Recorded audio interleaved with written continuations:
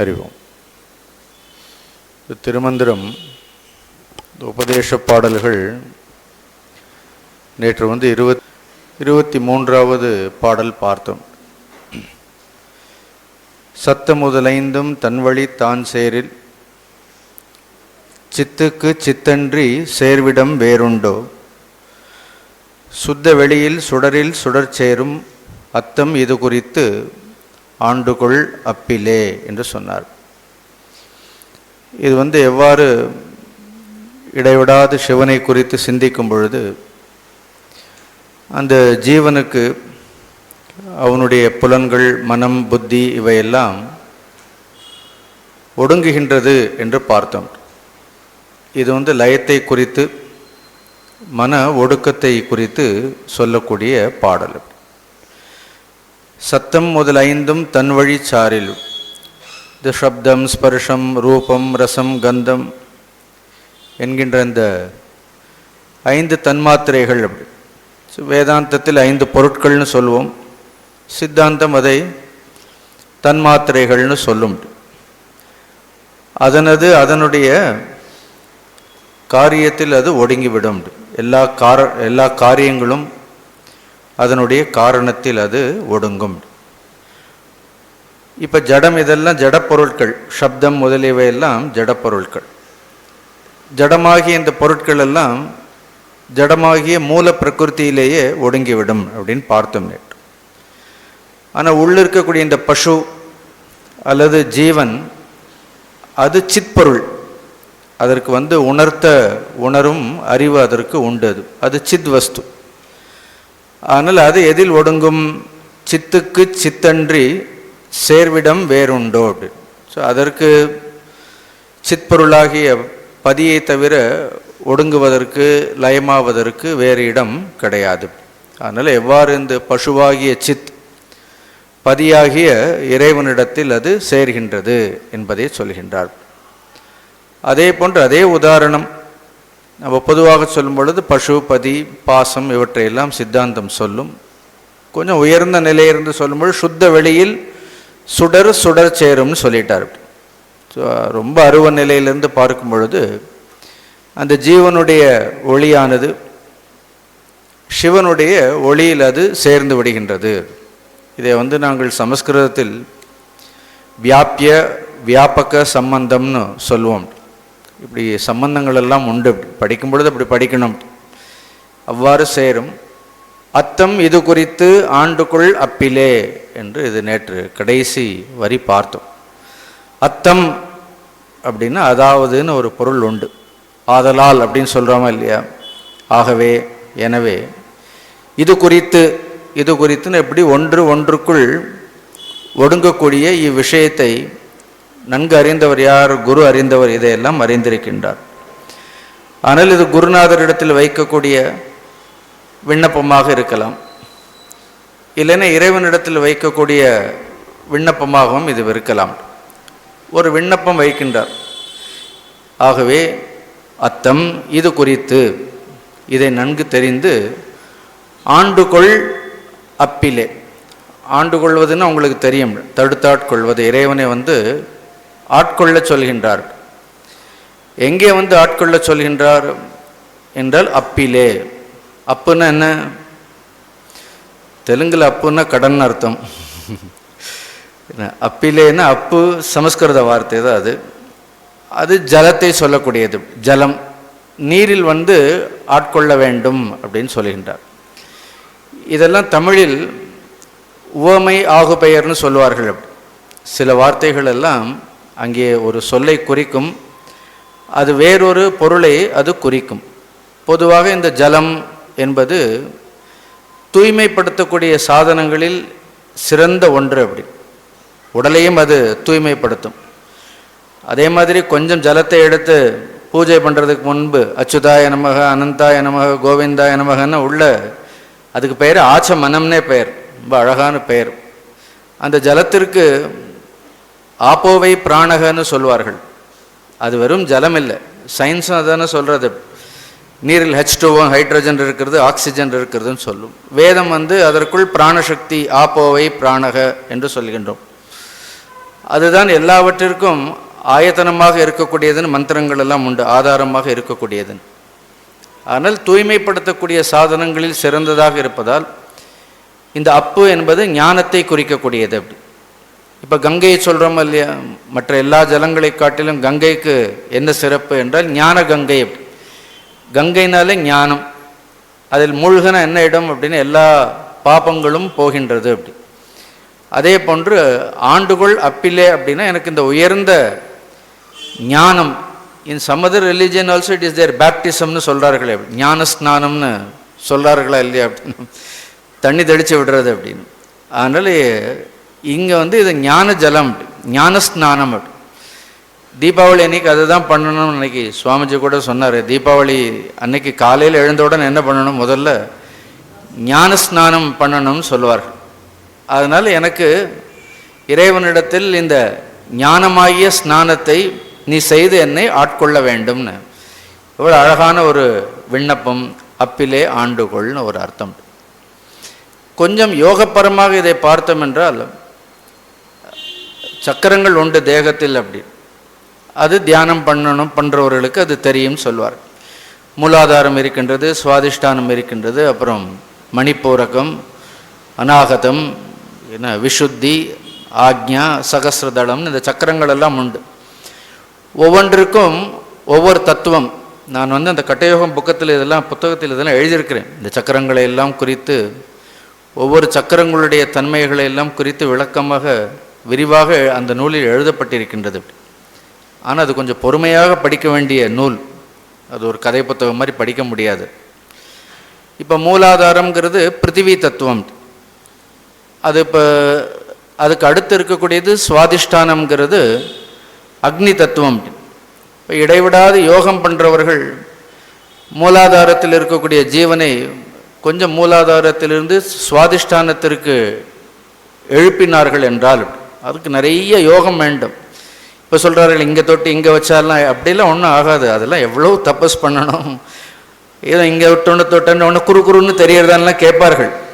ஏன்னா அப்படிலாம் அது ஏதோ எலக்ட்ரிக் ஷாக் இதெல்லாம் ஒன்றும் இல்லை. அப்படி see these are all misconceptions about spirituality. அப்படி அது உள்ளே கீழே மூலாதாரத்து மூண்டணு கழனைன்னு ஔவையார் எவ்வளோ அழகாக காலால் எழுப்பி, கால்னா வாயு பிராணம், மூலாதாரத்து மூண்டெழு கணலை காலால் எழுப்பி கருத்தறிவித்துன்னு அதுக்கு நிறைய பிராணாயாமங்கள் இருக்கின்றது, ஆசனங்கள் இருக்கின்றது, யோகங்கள் இருக்கின்றது. அது ஒரு யோக மார்க்கம். அது அங்கிருந்து சுவாதிஷ்டானத்திற்கு வந்துடுத்துன்னா, இப்போ இந்த ஒவ்வொரு ரயில்வே ஸ்டேஷன்லேயும் ஒரு ட்ரெயினில் இறங்கணுன்னு ஒரு ஊர் வருமோ, வெளியில் வந்தோன்னே என்ன ஆகுது, ஒரு ஊர் வர்றதா இல்லையா, அதே மாதிரி அதே போன்று சுவாதிஷ்டானத்திற்குள் நுழைந்து யோகி என்ன பண்ணுறார், எந்த உலகத்தை கூட அவரால் அனுபவிக்க முடியும்.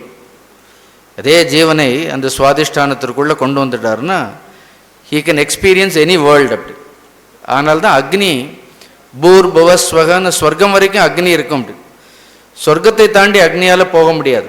அதனால் ஸ்வர்கலோகம் வரைக்கும். அதனால தான் யஜ்ஞங்கள் பண்ணும் பொழுது, யாகங்கள் பண்ணும் பொழுது ஆகுதிகளை எல்லாம் எதில் ஆக்குகின்றோம் அப்படின்னா நெருப்பில் ஆக்குகின்றோம். ஏன்னா நெருப்பு அந்த ஆகுதிகளை வேறு லோகங்களுக்கு கொண்டு செல்ல முடியும். அதே போன்று எல்லாருக்குள்ளும் என்ன இருக்கின்றது, ஒரு நெருப்பு இருக்கின்றது. ரிஷிகளுக்கு அது தெரிந்திருந்தது. அப்படி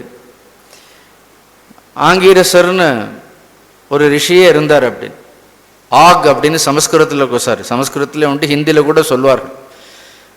அவர் இப்போ அவங்கவுங்க எல்லாம் சொந்த ஹெலிகாப்டர்லாம் வச்சுருக்கிறாங்களா இல்லையா, அதே மாதிரி அவர் சொந்த அக்னியை வச்சுருந்தார். அப்படின்னு ஏன்னா இந்த சக அக்னின்னு பிரதம அக்னி ஒரு முறை போய் ஒளிந்து கொண்டு விட்டது. அப்படி ஒளிந்து கொண்டு விட்ட உடனே சிருஷ்டியில் எல்லாம் ஸ்தம்பித்து போயிடுது. அப்படி அப்போ ரிஷிகள் எல்லாம் போய் இப்படி அக்னி தேவர் ஒளிந்து கொண்டு விட்டார், வேறு இடத்துல அக்னியே இல்லை, சிருஷ்டியில் இல்லைன்னொன்னு இந்த ஆங்கிரஸ் ரிஷிகிட்ட போய் கேளுங்க, அவர் சொந்தமாகவே அக்னி வைத்திருக்கிறாருன்னு சொல்வார்கள். அது இதெல்லாம் வேதங்களில் வரக்கூடிய கதைகள்.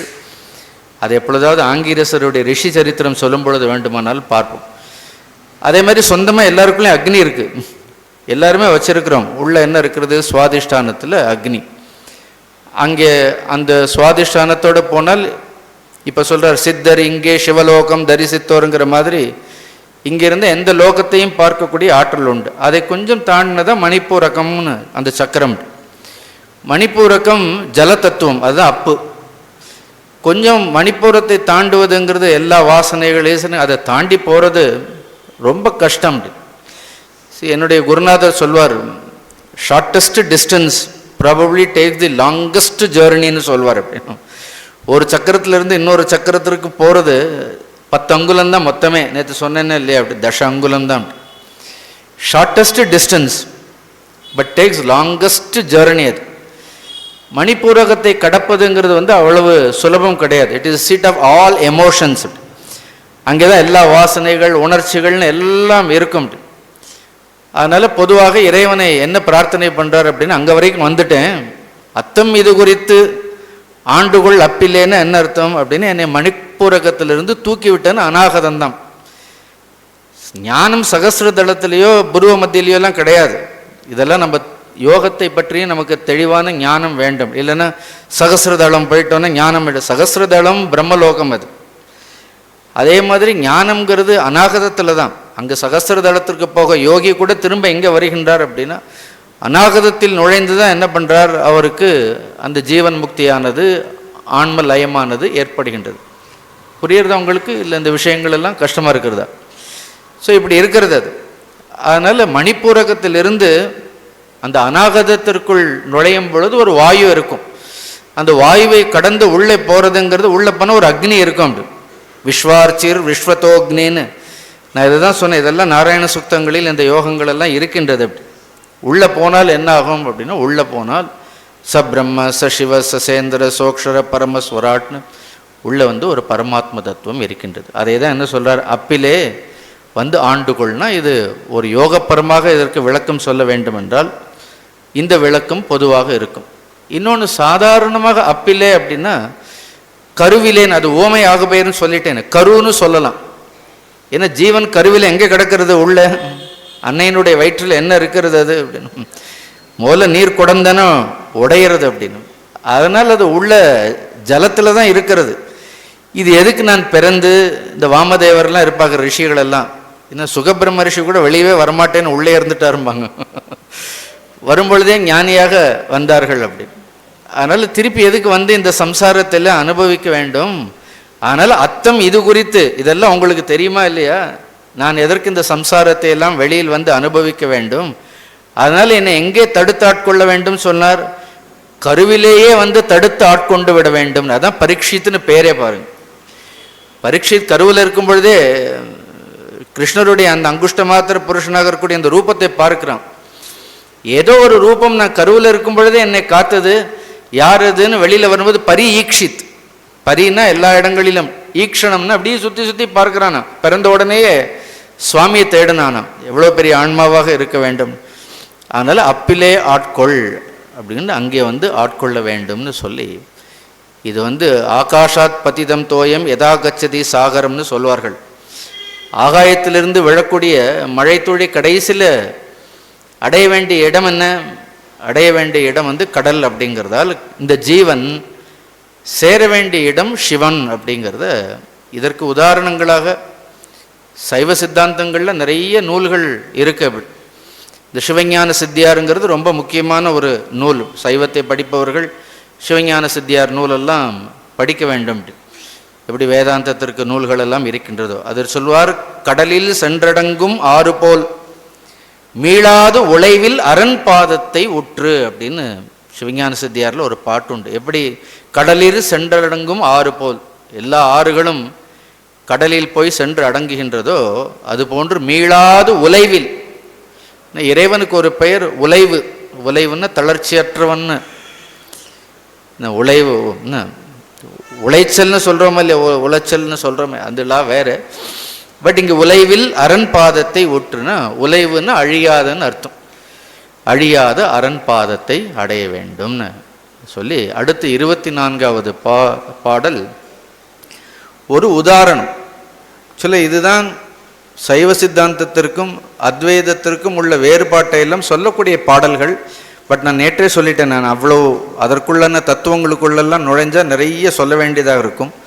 ஆனால் இந்த பாடல்களை எல்லாம் வைத்து கொண்டு தான் சைவ சித்தாந்தத்தை அவர்கள் நிலைநிறுத்துவார்கள். அப்படி ஒவ்வொன்று வேதாந்தத்திற்கும் அப்படி ஸ்லோகங்கள் எல்லாம் இருக்கும், சித்தாந்தத்திற்கு அப்படி ஸ்லோகங்கள் எல்லாம் இருக்கும். இதை வைத்து தான் என்ன பண்ணுவார்கள், அந்த சித்தாந்தத்தை எல்லாம் புரிந்து கொள்வதற்கு நிலைநிறுத்துவதற்கு இந்த பாடல்கள் எல்லாம் நல்ல பயன்படக்கூடிய பாடல்கள். ரொம்ப அழகான பாடல். சாதாரண ஒரு உதாரணம், அன்றாடம் நாம் பார்க்கக்கூடிய ஒரு உதாரணம் பாருங்கள். அப்பினில் கூர்மை ஆதித்தன் வெம்மையில் உப்பன பேர்பற்று உருச்செய்த அவ்வுரு அப்பினீர் கூடி அது ஒன்றாக மாறு போர் செப்பினீர் சீவன் சிவத்துள் அடங்குமே. அதுதான் சீவன் சிவத்துள் அடங்கும். வேதாந்தம் சொல்லும் பொழுது ஜீவன் பிரம்மத்திலிருந்து வேறானது இல்லைங்கிறது தான், ஜீவோ பிரம்மைவ நாபரகங்கிறது தான் வேதாந்தத்தினுடைய தாத்பரியம். சித்தாந்தம் சொல்லும் பொழுது ஜீவன் வேறு சிவன் வேறு, அதன் பிறகு அதனுடைய பாச மலங்கள் எல்லாம் நீங்க ஆணவம் கண்மம் மாயை இதையெல்லாம் சேர்ந்து ஜீவன் இயல்பிலேயே எதுவாக இருக்க முடியாது, இயல்பிலேயே அது சிவன் கிடையாதுங்கிறது சித்தாந்தம். அது எப்படி இருந்தால் என்ன, கடைசியில் முடிவு என்ன, முடிவு போய் அந்த சத்தியத்தில் பேருண்மையில் ஒடுங்குவது தான். அதை சொல்லக்கூடிய அழகான ஒரு சித்தாந்த பாடல். அப்பினில் போன பாட்டு அப்புன்னு முடிச்சாரா இல்லையா, அதனால அப்பினில் கூர்மை. கூர்மைன்னா அந்த அப்புக்குள்ள அந்த ஜலத்திற்குள்ள ரொம்ப சூக்ஷ்மமாக, கூர்மைன்னா ரொம்ப நுட்பமாக இருக்கக்கூடியது. என்ன இருக்கும் அப்படின்னு பார்த்து அதனுடைய உவர்ப்புத்தன்மை, ஒரு உப்புத்தன்மை இருக்கிறதா இல்லையா, அந்த நீரில் இருக்கக்கூடிய உப்புத்தன்மை அல்லது உவர்ப்புத்தன்மை என்று சொல்கின்றோம். அது நீரினுடைய இயல்பு இல்லை, ஆனால் கடல் நீரினுடைய இயல்பு அது. ஆதித்தன் வெம்மையால், ஆதித்தன் சூரியனுடைய வெப்பத்தினால், உப்பென பெயர் பெற்று அப்படின்னு அந்த ஜலத்திலேயே இருக்கக்கூடிய அந்த உவர்ப்புத்தன்மை அது எதுவாக பிரிகின்றது என்று பார்த்தோம் என்றால் அது உப்பாக பிரிகின்றது. அப்படி உப்பென பெயர் பெற்று உரு செய்த அவ்வுரு அப்படின்னு, ஏன்னா அந்த உப்பு கல்லாக அதன் பிறகு அதிலிருந்து பிரிந்து என்ன ஆயிடுறது, திரும்ப உப்புக்கல் அப்படின்னு சொல்கிறோம். அப்படி உப்புக்கல்னு சொல்கிறோம். அதே போன்று மீண்டும் என்ன ஆகுது, அப்பினீர் கூடி, திருப்பி அந்த உப்புக்கல்லை, இது ராமகிருஷ்ண பரமஹம்சர் அடிக்கடி கொடுக்கக்கூடிய உதாரணம் இது. ஏன்னா when you put the salt doll inside the water it dissolves and becomes one with the salt, one with the waterன்னு சொல்வார். அதே மாதிரி அப்பினீர் கூடி, திரும்ப என்ன ஆகுது, கூடி அது ஒன்றாகுமாறு போர். எவ்வாறு அந்த ஜலத்தோடு ஒன்றாகி விடுகின்றதோ, செப்பினீர் இந்த உதாரணத்தை எடுத்து சொன்னோம் என்றால் ஜீவன் சிவத்துள் அடங்குமே. அப்படி அதனால் நாம் எல்லாம் எதிலிருந்து பிரிந்திருக்கின்றோம் அப்படி பார்த்தா இந்த பாடல் என்ன சொல்கின்றது அப்படின்னா, இப்போ அதனின்றே தோன்றி அதனின்று பிரிந்து அதிலேயே மீண்டும் ஒன்றானால் அப்போ அந்த பொருள் அதற்கு வேற பொருளாக இருக்கக்கூடாதா இல்லையா. அதனால் கொஞ்சம் திருமூலருடைய பாடல்கள் நிறைய இடங்களில் வேதாந்த பரமாக இருக்கக்கூடிய பாடல்கள் இருக்கும். அதனால் செப்பினீர் சொல்லி பார்த்தோம்னா என்ன ஆகும், ஜீவன் என்ன ஆகுது, சிவத்துள் அடங்குமே. அப்படி அதே மாதிரி அந்த உருவம் போகணும். அந்த உப்புக்கல் அப்படிங்கிறது என்ன ஆயிடுறது, ஒரு நாமம் ஒரு ரூபம். அது போயிடுத்துன்னா அதுக்கப்புறம் யாரும் என்ன பண்ணுறதில்ல, அது உப்புக்கல்னு நாம் சொல்கிறதே கிடையாது. இந்த பாடல்களை எல்லாம் நேற்று நான் சொன்னேன், take a leaf out of இட்னு. அதிலேருந்து எடுத்து என்ன பண்ணணும், இந்த நாம ரூபங்கள் நம்மளுடைய கவனமெல்லாம் எதில் அதிகமாக இருக்கின்றது அப்படின்னா நம்முடைய நாமத்திலும் ரூபத்திலும் அந்த கவனங்கள் இருந்து கொண்டே இருக்கின்றது. அதனால தான் அந்த கவனத்தை நாம ரூபங்களிலிருந்து எடுத்து இந்த நாம ரூபங்களுக்கெல்லாம் அப்பாற்பட்டு இருக்கக்கூடிய அந்த சத்தியத்தில் கவனத்தை வைக்க வேண்டும் அப்படின்னு சொல்லி அடுத்த அந்த 25வது பாடலும் அதே விஷயத்தை சொல்கின்றது. பார்ப்போம். அடங்கு பேர் அண்டத்து அணு அண்டம் சென்று இடம் கொண்டது இல்லை இதுவன்றி வேறுண்டோ கடந்தொரும் நின்ற உயிர்கரை காணில் திடம்பெற நின்றான் திருவடி தானே. அப்படி இதுவும் இன்னொரு உதாரணம். பட் நாங்கள் வேதாந்திகளாக இருந்தால் உடனே கடாகாஷம் மகாகாஷம் ஆரம்பிச்சிடுவோம். ஆனால் இப்போ உரை ஆசிரியர்கள் சித்தாந்தத்தில் எழுதும் பொழுது இந்த உதாரணம் சொல்லவே கூடாதுன்னு ஆரம்பிப்பார்கள். அதனால தான் நான் சொல்ல படிக்கிறதுக்கு இன்ட்ரெஸ்டிங்காக இருக்கும். இந்த ரெண்டும் படித்தா கொஞ்சம் சுவாரஸ்யமாக இருக்கும். பட் நம்ம இந்த தத்துவங்களையெல்லாம் புறந்தள்ளிவிட்டு கொஞ்சம் எது அனுபவமோ அந்த அனுபவத்தை நாம் பார்ப்பதற்கு பழகிக்கொள்ள வேண்டும். அடங்கு பேரண்டத்து. இப்போ பேரண்டம்னு என்ன? இந்த ஒரு அண்டம், பிரம்மாண்டம். இந்த மாதிரி ஒரு அண்டம் இல்லை, அகிலாண்ட கோடி பிரம்மாண்ட நாயகம்னு இந்த வெட்ட வெளியில் there are so many பிரம்மாண்டாஸ், எத்தனையோ பிரம்மாண்டங்கள் இருக்கின்றது. ஒவ்வொரு பிரம்மாண்டத்திலையும் ஒரு பிரம்மா, ஒரு விஷ்ணு, ஒரு ருத்ரர், மும்மூர்த்திகள் இருப்பார். இப்போ நாம் இருக்கிறது ஒரு பிரம்மாண்டம், நம்ம ஒரு பிரம்மாண்டத்தில் இருக்கும். புரியுறதா? நம்மளுடைய பிரம்மாண்டத்திற்கு இப்போ தான் 52 வயசு ஆறுது அப்படி இந்த பிரம்மாண்டத்திற்கு. ஏன்னா ஒரு பிரம்மாண்டத்திற்கு 100 வயது. ஆனால் அந்த 100 வயதுங்கிற கணக்கு சகஸ்ர யூரிய உகபரியந்தம் அகரியத் பிரம்மணோ விதுன்னு வேதத்தில் சொல்கிறதெல்லாம் பிரம்மாவுடைய 100 வயது கணக்கெல்லாம் இப்போ சொன்னேன்னா எல்லாம் மூர்ச்சை போட்டு விழுந்துடுவோம் அப்படின்னு. அதனால் கணக்குக்கு போக வேண்டாம். அதனால தான் நம்ம டெய்லி பூஜை பண்ணும் பொழுது சுபே சோபனே முகூர்த்தே ஆத்திய பிரம்மணக த்விதீய பரார்த்தே ஸ்வேதவராக கல்பே வைவஸ்வதம், அந்த த்விதீய பரார்த்தம்னு சொல்கிறோம் இல்லையா? த்விதீய பரார்த்தம்னு செகண்ட் பார்ட். ஸோ இந்த பிரம்மாண்டத்திற்கு இப்பொழுதுதான் பிரம்மாவுக்கு 52 வயசு ஆகுது. அவருக்கு 100 வயசு ஆகிறதுக்கு நம்ம திரும்ப திரும்ப வந்துட்டே இருக்கணும். நல்லா ஞாபகம் வச்சுக்கணும். அவருக்கு 100 வயசு ஆகிற வரைக்கும் இந்த ஜீவன்கள் எல்லாம் திரும்ப திரும்ப என்ன வரும், வந்துட்டே இருக்கும். Like this countless brahmandas are there. இதே மாதிரி எவ்வளவோ பிரம்மாண்டங்கள். இப்போ வேறொரு பிரம்மாண்டத்தில் ராமாயணம் நடந்துகிட்டே இருக்கலாம். இப்போ தான் ராமாயணம் ஆரம்பிச்சிருக்கும். இன்னொரு பிரம்மாண்டத்தில் இப்போ தான் என்ன இருக்கும், கிருஷ்ணாவதாரம் நடந்து கொண்டே இருக்கும். அப்படி இப்படி ஒவ்வொரு பிரம்மாண்டம். அப்படி எல்லா பிரம்மாண்டத்திற்கும் ஆதாரமாக இருக்கக்கூடியது ஈஸ்வரன், இறைவன், ஏதோ ஒரு பிரம்ம வஸ்து அல்லது சிவம்னு சொல்கிறோம்.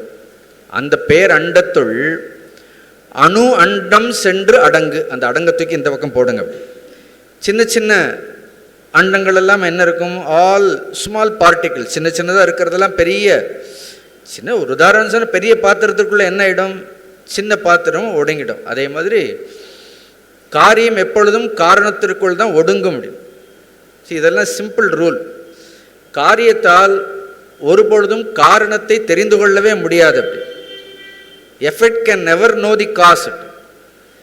எப்பொழுது காரியம் காரணத்தை தெரிந்து கொள்ள வேண்டும் நினைக்கும் பொழுது என்ன இடம், அது காரணத்தோடு அது ஒன்றாகிவிடும். அப்படி அதே மாதிரி சின்ன சின்ன அணு அண்டங்கள் எல்லாம் இந்த பேர் அண்டங்களில் சென்று ஒடுங்குவது போல் ஒடுங்கி அணு அண்டம் சென்று, அந்த 2வது வரியும் படிச்சிங்கன்னா இடம் கொண்டது இருக்கா, அணு அண்டம் சென்று என்ன பேரண்டத்து இடங்கொண்டது. அப்படி இடங்கொண்டதுன்னு அங்கே போய் சேர்ந்துருது. அப்படி அப்புறம் அந்த இல்லையே தனியாக பிரிச்சுக்கணும். இல்லை இதுவன்றி வேறுண்டோ, இல்லை இதுவன்றி வேறுண்டோன்னா இதை தவிர வேறு ஏதாவது இருக்க முடியுமா அப்படின்னு எல்லா காரியங்களும் எதில் போய் ஒடுங்க வேண்டும், காரணத்தில் தான் ஒடுங்க வேண்டும். திஸ் இஸ் தி லா.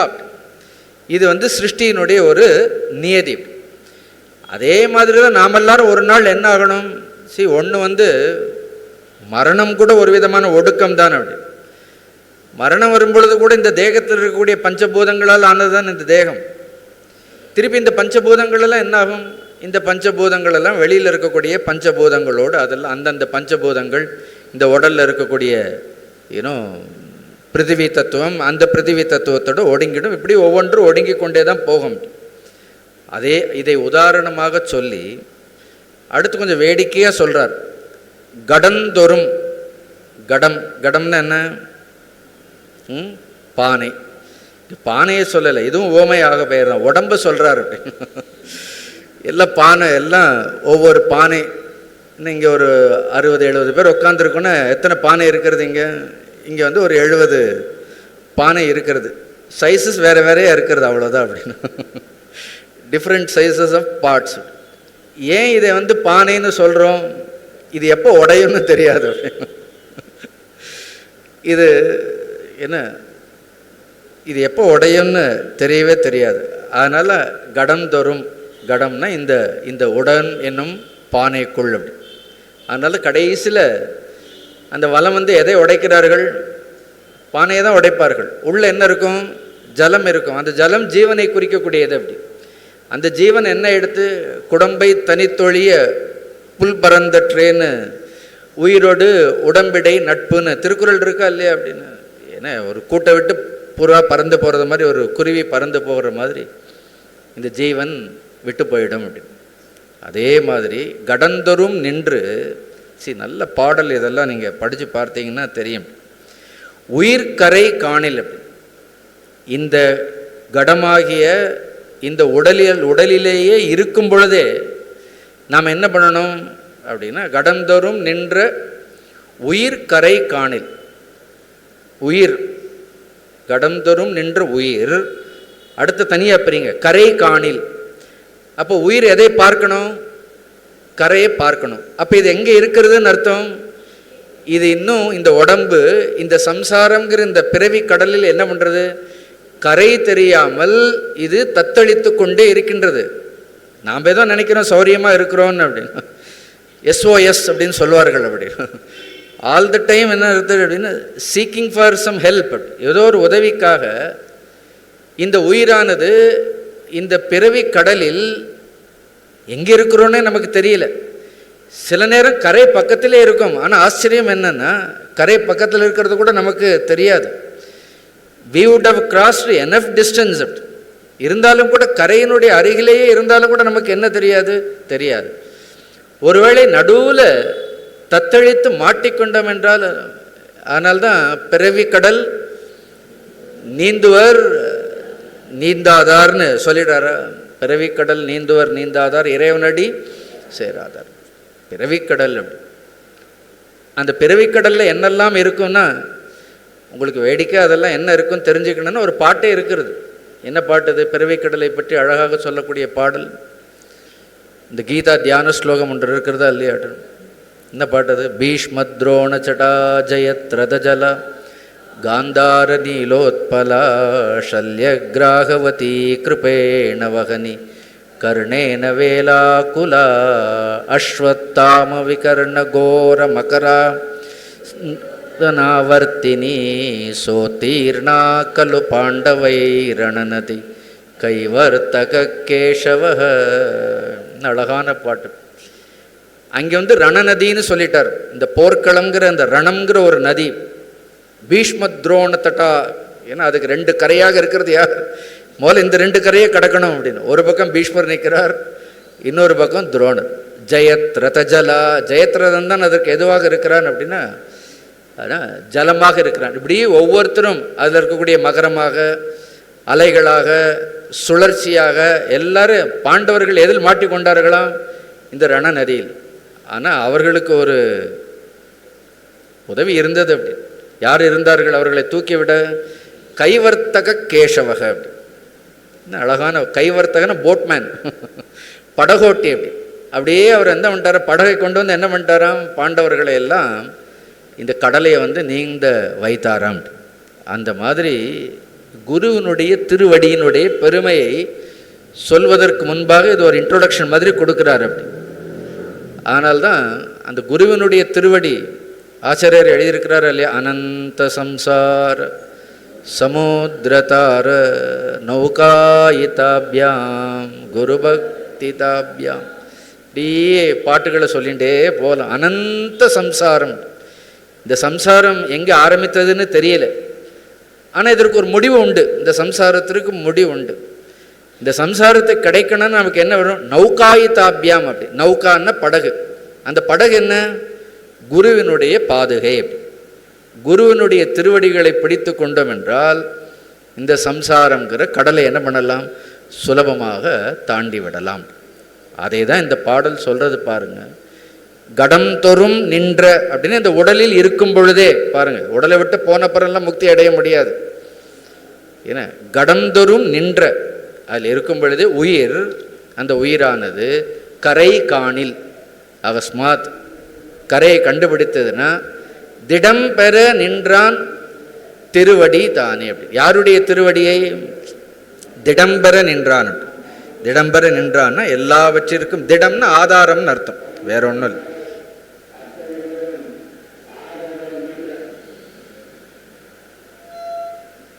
திடம்னா ஆதாரம், எல்லாவற்றிற்கும் ஆதாரமாக இருக்கக்கூடிய அந்த இறைவனுடைய அல்லது குருவினுடைய திருவடிகளை பற்றி கொண்டு என்ன சேரணுங்கிறார்? கரை சேரணுங்கிறார். கரை சேரணுமா வேண்டாமா? கரை சேர வேண்டும். இந்த உடம்பில் இருக்கும் பொழுது என்ன பண்ண வேண்டும்? கரை சேர வேண்டும். அதுதான் இப்போ இந்த பாடல்கள் எல்லாம் இறைவனுடைய திருவடி பெருமைகளை சொல்லக்கூடிய பாடல். உங்கள் எல்லாருக்குமே இந்த 24வது பாடல், 25வது பாடல், இந்த 2 திருமந்திர பாடல்கள் தெரியாதவர்கள் யாருமே இருக்க மாட்டார்கள். இந்த திருமந்திரத்திலே ரொம்ப பிரசித்தமான பாடல்கள் இந்த 2 பாடல்களும் பார். திருவடியே சிவமாவது தேரில், திருவடியே சிவலோகம் சிந்திக்கில், திருவடியே செல் கதியது செப்பில், திருவடியே தஞ்சம் உள் தெளிவார்க்கே. முடிச்சுட்டார். என்ன சொல்றார்? திருவடியே. இங்கே திருவடினா ஒன்று குருவனுடைய திருவடியாக எடுத்துக்கொள்ளலாம், இறைவனுடைய திருவடியாகவும் எடுத்துக்கொள்ளலாம். ஆனால் இந்த 2ல் எது சிறந்ததுன்னு அப்படி கூட ஒரு போட்டியெல்லாம் நடந்திருக்கிறது. குருவினுடைய திருவடி சிறந்ததா, இறைவனுடைய திருவடினா கடைசியில் இறைவனுடைய திருவடி தோற்றதுன்னு சொன்னார்கள். குருவினுடைய திருவடி தான் ஜெயிக்கும்னு சொல்வார்கள். அதனால் திருவடியே சிவமாவது தேரில், முதல்ல குருவே சிவனாக பார்க்கணும். குருவே சிவன், சிவனே குரு. இன்னும் அந்த திருவடியை குறித்து என்ன சொல்ல வேண்டும்? ஏன்னா அந்த திருவடிக்கு அவ்வளோ ஒரு மகிமை பாதங்களுக்கு. ஏன்னா இந்த உருவத்தை தாங்கக்கூடியது எது? இந்த ஒட்டுமொத்த உருவத்தையும் தாங்கி நிற்கக்கூடியது, ஆதாரமாக இருக்கக்கூடியது திருவடி. இந்த உடம்பிற்கே ஆதாரம் அது. அதனால் அது ஆதார வஸ்துவாக இருக்கின்றது. ஆதாரம். ஒரு பகவானே தரிசிக்க போகிறோம், மீனாட்சியே தரிசிக்க போகிறோம். முதல்ல தரிசிக்கும்போது எங்கிருந்து தரிசிக்கணுங்கிறார்கள்? பாதாதி கேஷம். முதல்ல பாதத்திலிருந்து ஆரம்பித்து தான் என்ன பண்ணணும் அப்படின்னா, அந்த அங்க பூஜையெல்லாம் பண்ணும் பொழுது கூட எடுத்த உடனே சிரசில் ஆரம்பிக்க மாட்டார்கள். குளிக்கிறது கூட அப்படி தான் குளிக்கணும்னு சொல்கிறார்கள். அப்படின்னு எடுத்த உடனே தலையில் தண்ணி ஊற்றக்கூடாதுன்னு சொல்கிறார்கள். என்ன பாதம் அப்படி. அதுவும் அந்த இறைவனுடைய திருவடி எப்படி இருக்கிறது அப்படின்னா, இறைவனுடைய திருவடி முதல் பாட்டு என்ன? உபதேச பாடல் முதல் பாட்டு என்ன? விண்ணின்றெழிந்து வினைக்கீடாய் மெய் கொன்று தன்னென்ற தாளை தலைக்காவல் முன் வைத்து வச்சாரா இல்லையா அப்படின்னு. ஏன்னா அவர் நேர கைலாசத்திலேருந்து வர்றதால அவருடைய பாதம் எப்படி இருக்கிறது? பாதம் எப்படின்னா தன்னென்று பாதம் இருக்கு. தன்னென்ற தாள், திருவடி தாள், அது இறைவனுடைய பாதம். அது கிரியாசக்தியையும், ஒரு பாதம் கிரியாசக்தியையும், ஒரு பாதம் ஞான சக்தியையும் குறிக்கக்கூடியது. 2 திருவடிகள் சிவசக்தி. அம்மையப்பன் 2 பேரும் அந்த திருவடிகளே எப்படி இருக்கின்றது? அம்மையாகவும் அப்பனாகவும் இருக்கக்கூடியது தான் திருவடிகள் என்று சொல்வார். அந்த திருவடியவே எப்படி பார்க்கணும்? குருவையே சிவமாக பார்க்க வேண்டும் சொல்ற. அதனால் எல்லாரும் எழுதியிருக்கிறார்கள் திருவடியினுடைய பெருமையை. நான் ரொம்ப சொல்ல வேண்டாம். 2வது திருக்குறள் என்ன திருக்குறள்? கற்றதனால் ஆய பயனன்கொள் வாலறிவன் நற்றாள் தொழார் எண்ணின் அப்படின்னு. கற்றதனால் ஆய பயனன்கொள், எல்லாம் படித்து என்ன பிரயோஜனம் அப்படின்னு. வாலறிவன், வாலறிவன்னா நூலறிவெல்லாம் தாண்டி இருக்கக்கூடிய ஒரு வாலறிவன். நற்றாள், அந்த தூய்மையான என்ன மலர் பாதங்களை வணங்காவிட்டால் என்ன பிரயோஜனம்? இந்த கந்தர் அலங்காரத்தில் கூட அந்த பாட்டு, அவர் அருணகிரிநாதருக்கு முதல்ல தன்னுடைய திருவடிகளை, முருக கடவுள் என்ன பண்ணுறார்? தன்னுடைய திருவடிகளை தான் என்ன பண்ணுறாரு? அவருடைய தலையில் தூக்கி வைக்கிறார். ஒரு பாட்டு உண்டு இல்லையா? நாளன் செய்யும் வினைதானின் செய்யும் கோளன் செய்யும் கொடும் கூற்றன் செய்யும், கொடும் கூற்றன் செய்யும் சிலம்பு, ஒவ்வொன்றா சொல்வார் அப்படின்னு. ஏன்னா சண்முகமும் சிலம்பும் வரிசையர் ஒரு அழகான பாட்டு அப்படின்னு. என்ன குமரேசன் இருதாள் சேர அப்படின்னு. அது முதல்ல சொல்லும் பொழுது நாளன் சொன்ன வினைதான் குமரேசன் இருதாள் சேரன்னு முதல்ல பகவானுடைய 2 அடி இருந்து விட்டால் வேறு என்ன வேண்டும் சொல்வார். திருவடி புகழ்ச்சின்னு எழுதியிருக்கிறார்கள் நிறைய. அப்பர் எழுதியிருக்கிறார், ஞான சம்பந்தர் பாடல்கள். நீங்கள் எல்லா பாடல்களும் படித்தோன்னா திருவடியை பற்றி எழுதாத நாயன்மார்கள் யாருமே இருக்க மாட்டார்கள். எல்லா ஆச்சாரியார்களும் எழுதியிருக்கிறார். ஆதிசங்கராச்சாரியார் எழுந்தது தான் குரு பாதுகா ஸ்தோத்திரம். அனந்த சம்சார சமுத். அந்த பாதுகை சாதாரணம் இல்லை. அதில் ஒரே ஒரு ஸ்லோகம் உண்டு, ரொம்ப பிடிக்கும் எனக்கு அந்த ஸ்லோகம். இந்த பாதுகா ஸ்தோத்திரத்தில் காமாதி சர்ப விரஜகாருடாபியாம், அது ஒரு காமாதி சர்ப விரஜகாருடாபியாம். காமாதி சர்ப்பம்னா இந்த காமம் போன்ற இந்த சர்ப்பங்கள் எல்லாம் என்ன ஆகுது, அதெல்லாம் சர்ப்பங்களாம். விரஜகாருடாபியாம், விரஜன் காருடாபியன்னா கருடனை பார்த்துல, கருடனுடைய நிழலே என்ன ஆகுது, கருடனுடைய நிழல் அதை பார்த்தாலே பாம்புகள் என்ன ஆயிடுமா அப்படின்னு, பாம்புகள் எல்லாம் நிழலை பார்த்தாலே, கருடனே பார்க்க வேண்டாமா அப்படி. அதே மாதிரி காமாதி சர்ப்ப விரஜகாருடாபியாம். அதே அதே போன்று குருவனுடைய பாதுகைகள் எப்படின்னா, அந்த திருவடிகள் இருந்தாலே என்ன இடம் அப்படி, இந்த காமம், குரோதம், லோபம், மோக, மத, மாத்சரியம் எல்லாம் போயிடும். 8 பாட்டு என்னமோ இருக்குமா, அதில் 8 பாட்டுகள் தான் இருக்கும். அதை விட வேதாந்த தேசிக சுவாமிகள், நீங்கள் உங்களுக்கு தெரியுமான்னு தெரியல, அப்படி திங்க் 17ஆம் நூற்றாண்டில் இருந்தார்னு நினைக்கிறேன். 14ஆம் நூற்றாண்டில் இருந்தார். பாதுகா சகஸ்ரம்னு ஒரு நூல் எங்கேயாவது இருந்தால் படித்து பாருங்கள். அப்படி ஒரே இரவில் எழுதினார், ஒரு ராத்திரியில் பாதுகா சகஸ்ரம். ஒரு போட்டி, யாரோடைய ஒரு போட்டி வந்தது, இவர் படுத்து தூங்கிட்டார் அப்படின்னா, போட்டியெல்லாம் போடலை. 2 ஜாமம் ராத்திரி போயிடுத்து. 3வது ஜாமம் மட்டும்தான், அதாவது 3 மணி நேரத்தில் 1000 பாடல்கள் எழுதினார். அப்படி அந்த தேவியே அவளுக்கு அனுகிரகம் பண்ணார்னு சொல்வார். இது நான் எழுதவே இல்லைன்னு. 1000 பாடல்கள் உண்டு. அப்படி பாதுகா சகஸ்ரம்னு அந்த முழு பாடல் வால்மீகி ராமாயணத்தினுடைய சுருக்க மாதிரி கூட சொல்லலாம். எப்படி ராமர் இல்லாத பொழுது பரதன் ராமனுடைய திருவடிகளை வைத்து முழுசாக ஆட்சி செய்தான், அப்படி ராமனை காட்டிலும் ராமன் திருவடிகள் ஆண்ட ஆட்சி ரொம்ப சிறப்பானதாக சொல்வார்கள். அப்படி இறைவனுடைய திருவடிகளை, குருவனுடைய திருவடிகளை நமக்கு ஒரு வாய்ப்பு கிடைத்தது பாருங்கள். ஏன்னா கரெக்டாக இந்த திருவடிகளை பற்றி சொல்லும் பொழுது குருவினுடைய திருவடி நாம் கூட தேடி போகவே இல்லை அப்படின்னு, அது நம்மையே தேடி வருகின்றது. அதுதான் அனுகிரகம் அப்படி. அதனால் ஆளே பார்க்க வேண்டாம், காலை பார்த்தா போகிறோன்னு சொல்லுவேன் நான். டோன்ட் லுக் அட் ஹிம் அப்படி. அதனால தான் குருவை நிமிர்ந்து கூட பார்க்க மாட்டார்களாம். மரபில், குரு சீடர்கள் மரபில் குருவை நேர்த்து நிமிர்ந்து எழுந்து கூட பார்க்க மாட்டார்களாம். பாதத்தை பார்த்து தான் என்ன பண்ணுவார்களாம், பாதத்தை பார்த்து பேசுவார்களாம். அதனால தான் அது சொல்கிறது, திருவடியே சிவமாவது தேரில், திருவடியே சிவலோகம் சிந்திக்கில் அப்படி, சிந்திக்கில் திருவடியே செல் கதி எது செப்பில் அப்படி. அதுதான் கடைசியில் எது கதி, திருவடி தான். என்ன அர்த்தம் அப்படின்னு, யானுனை சிக்கனை பிடித்தேன்னு சொல்கிற அந்த பாடல்லாம் இருக்கிறதா இல்லையா அப்படின்னு. பிடித்த 10 பாட்டு எழுதியிருப்பார் பாருங்க மாணிக்க வாசக பெருமான், பிடித்த 10ன்னு. யானுனை சிக்கனை பிடித்தேன்னு என்ன பண்ணோம், காலை பிடிச்சிட்டு என்ன பண்ணக்கூடாது, விடவே கூடாது. அப்படி என்ன விடவே கூடாது. இல்லைன்னா நமக்கு ஒரு முதல்ல காலை பிடிக்கக்கூடிய கதைகளெல்லாம் இருக்கிறதே. அப்படின்னா இதுக்கு முதல்ல நாம் இறைவனுடைய பாதங்களை பிடிக்கலைன்னா நம்முடைய பாதத்தை எது பிடிக்கும் அப்படின்னு ஒரு முதலை பிடிக்கும். அப்படி அவர் ஆதி மூலமேன்னு சொன்னார், சுவாமி வந்தார் அப்படின்னு உடனே. அப்படி அதனால் திருவடியே தஞ்சம் உள் தெளிவார்க்கே. அப்படி அதனால் திருவடியே தஞ்சம் அப்படின்னு சொல்லி குருவனுடைய பாதகை.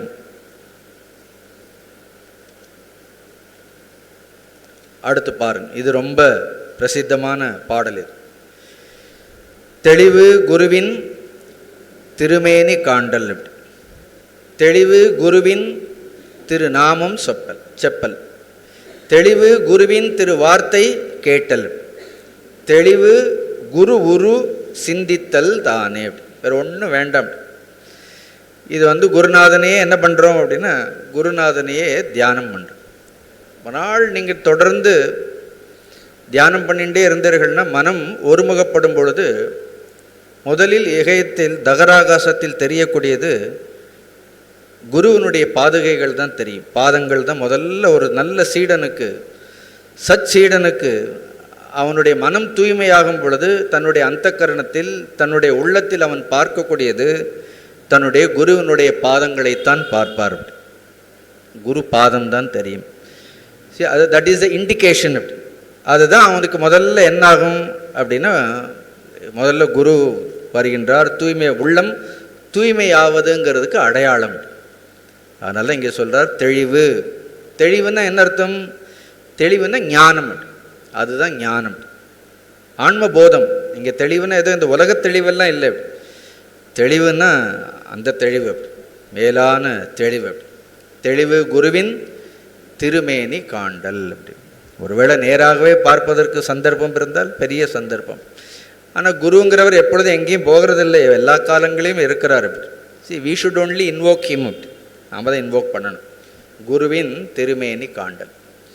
ரெண்டாவது என்ன? தெளிவு குருவின் திருநாமம் செப்பல். அப்படி இல்லைன்னா குருவனுடைய நாமத்தையே அன்றைக்கி வந்த உடனே என்ன பண்ணோம், ஒரு 100 நாமம் 108 நாமங்கள் சொன்னோம் இல்லையா? அப்படின்னு ஏன்னா எதுவுமே அவருடைய பெயர் கிடையாது. அப்படி குருவிற்கு என்ன பெயர் இருக்கிறது அப்படின்னு ஒரு பெயர் இல்லை. ஓம்.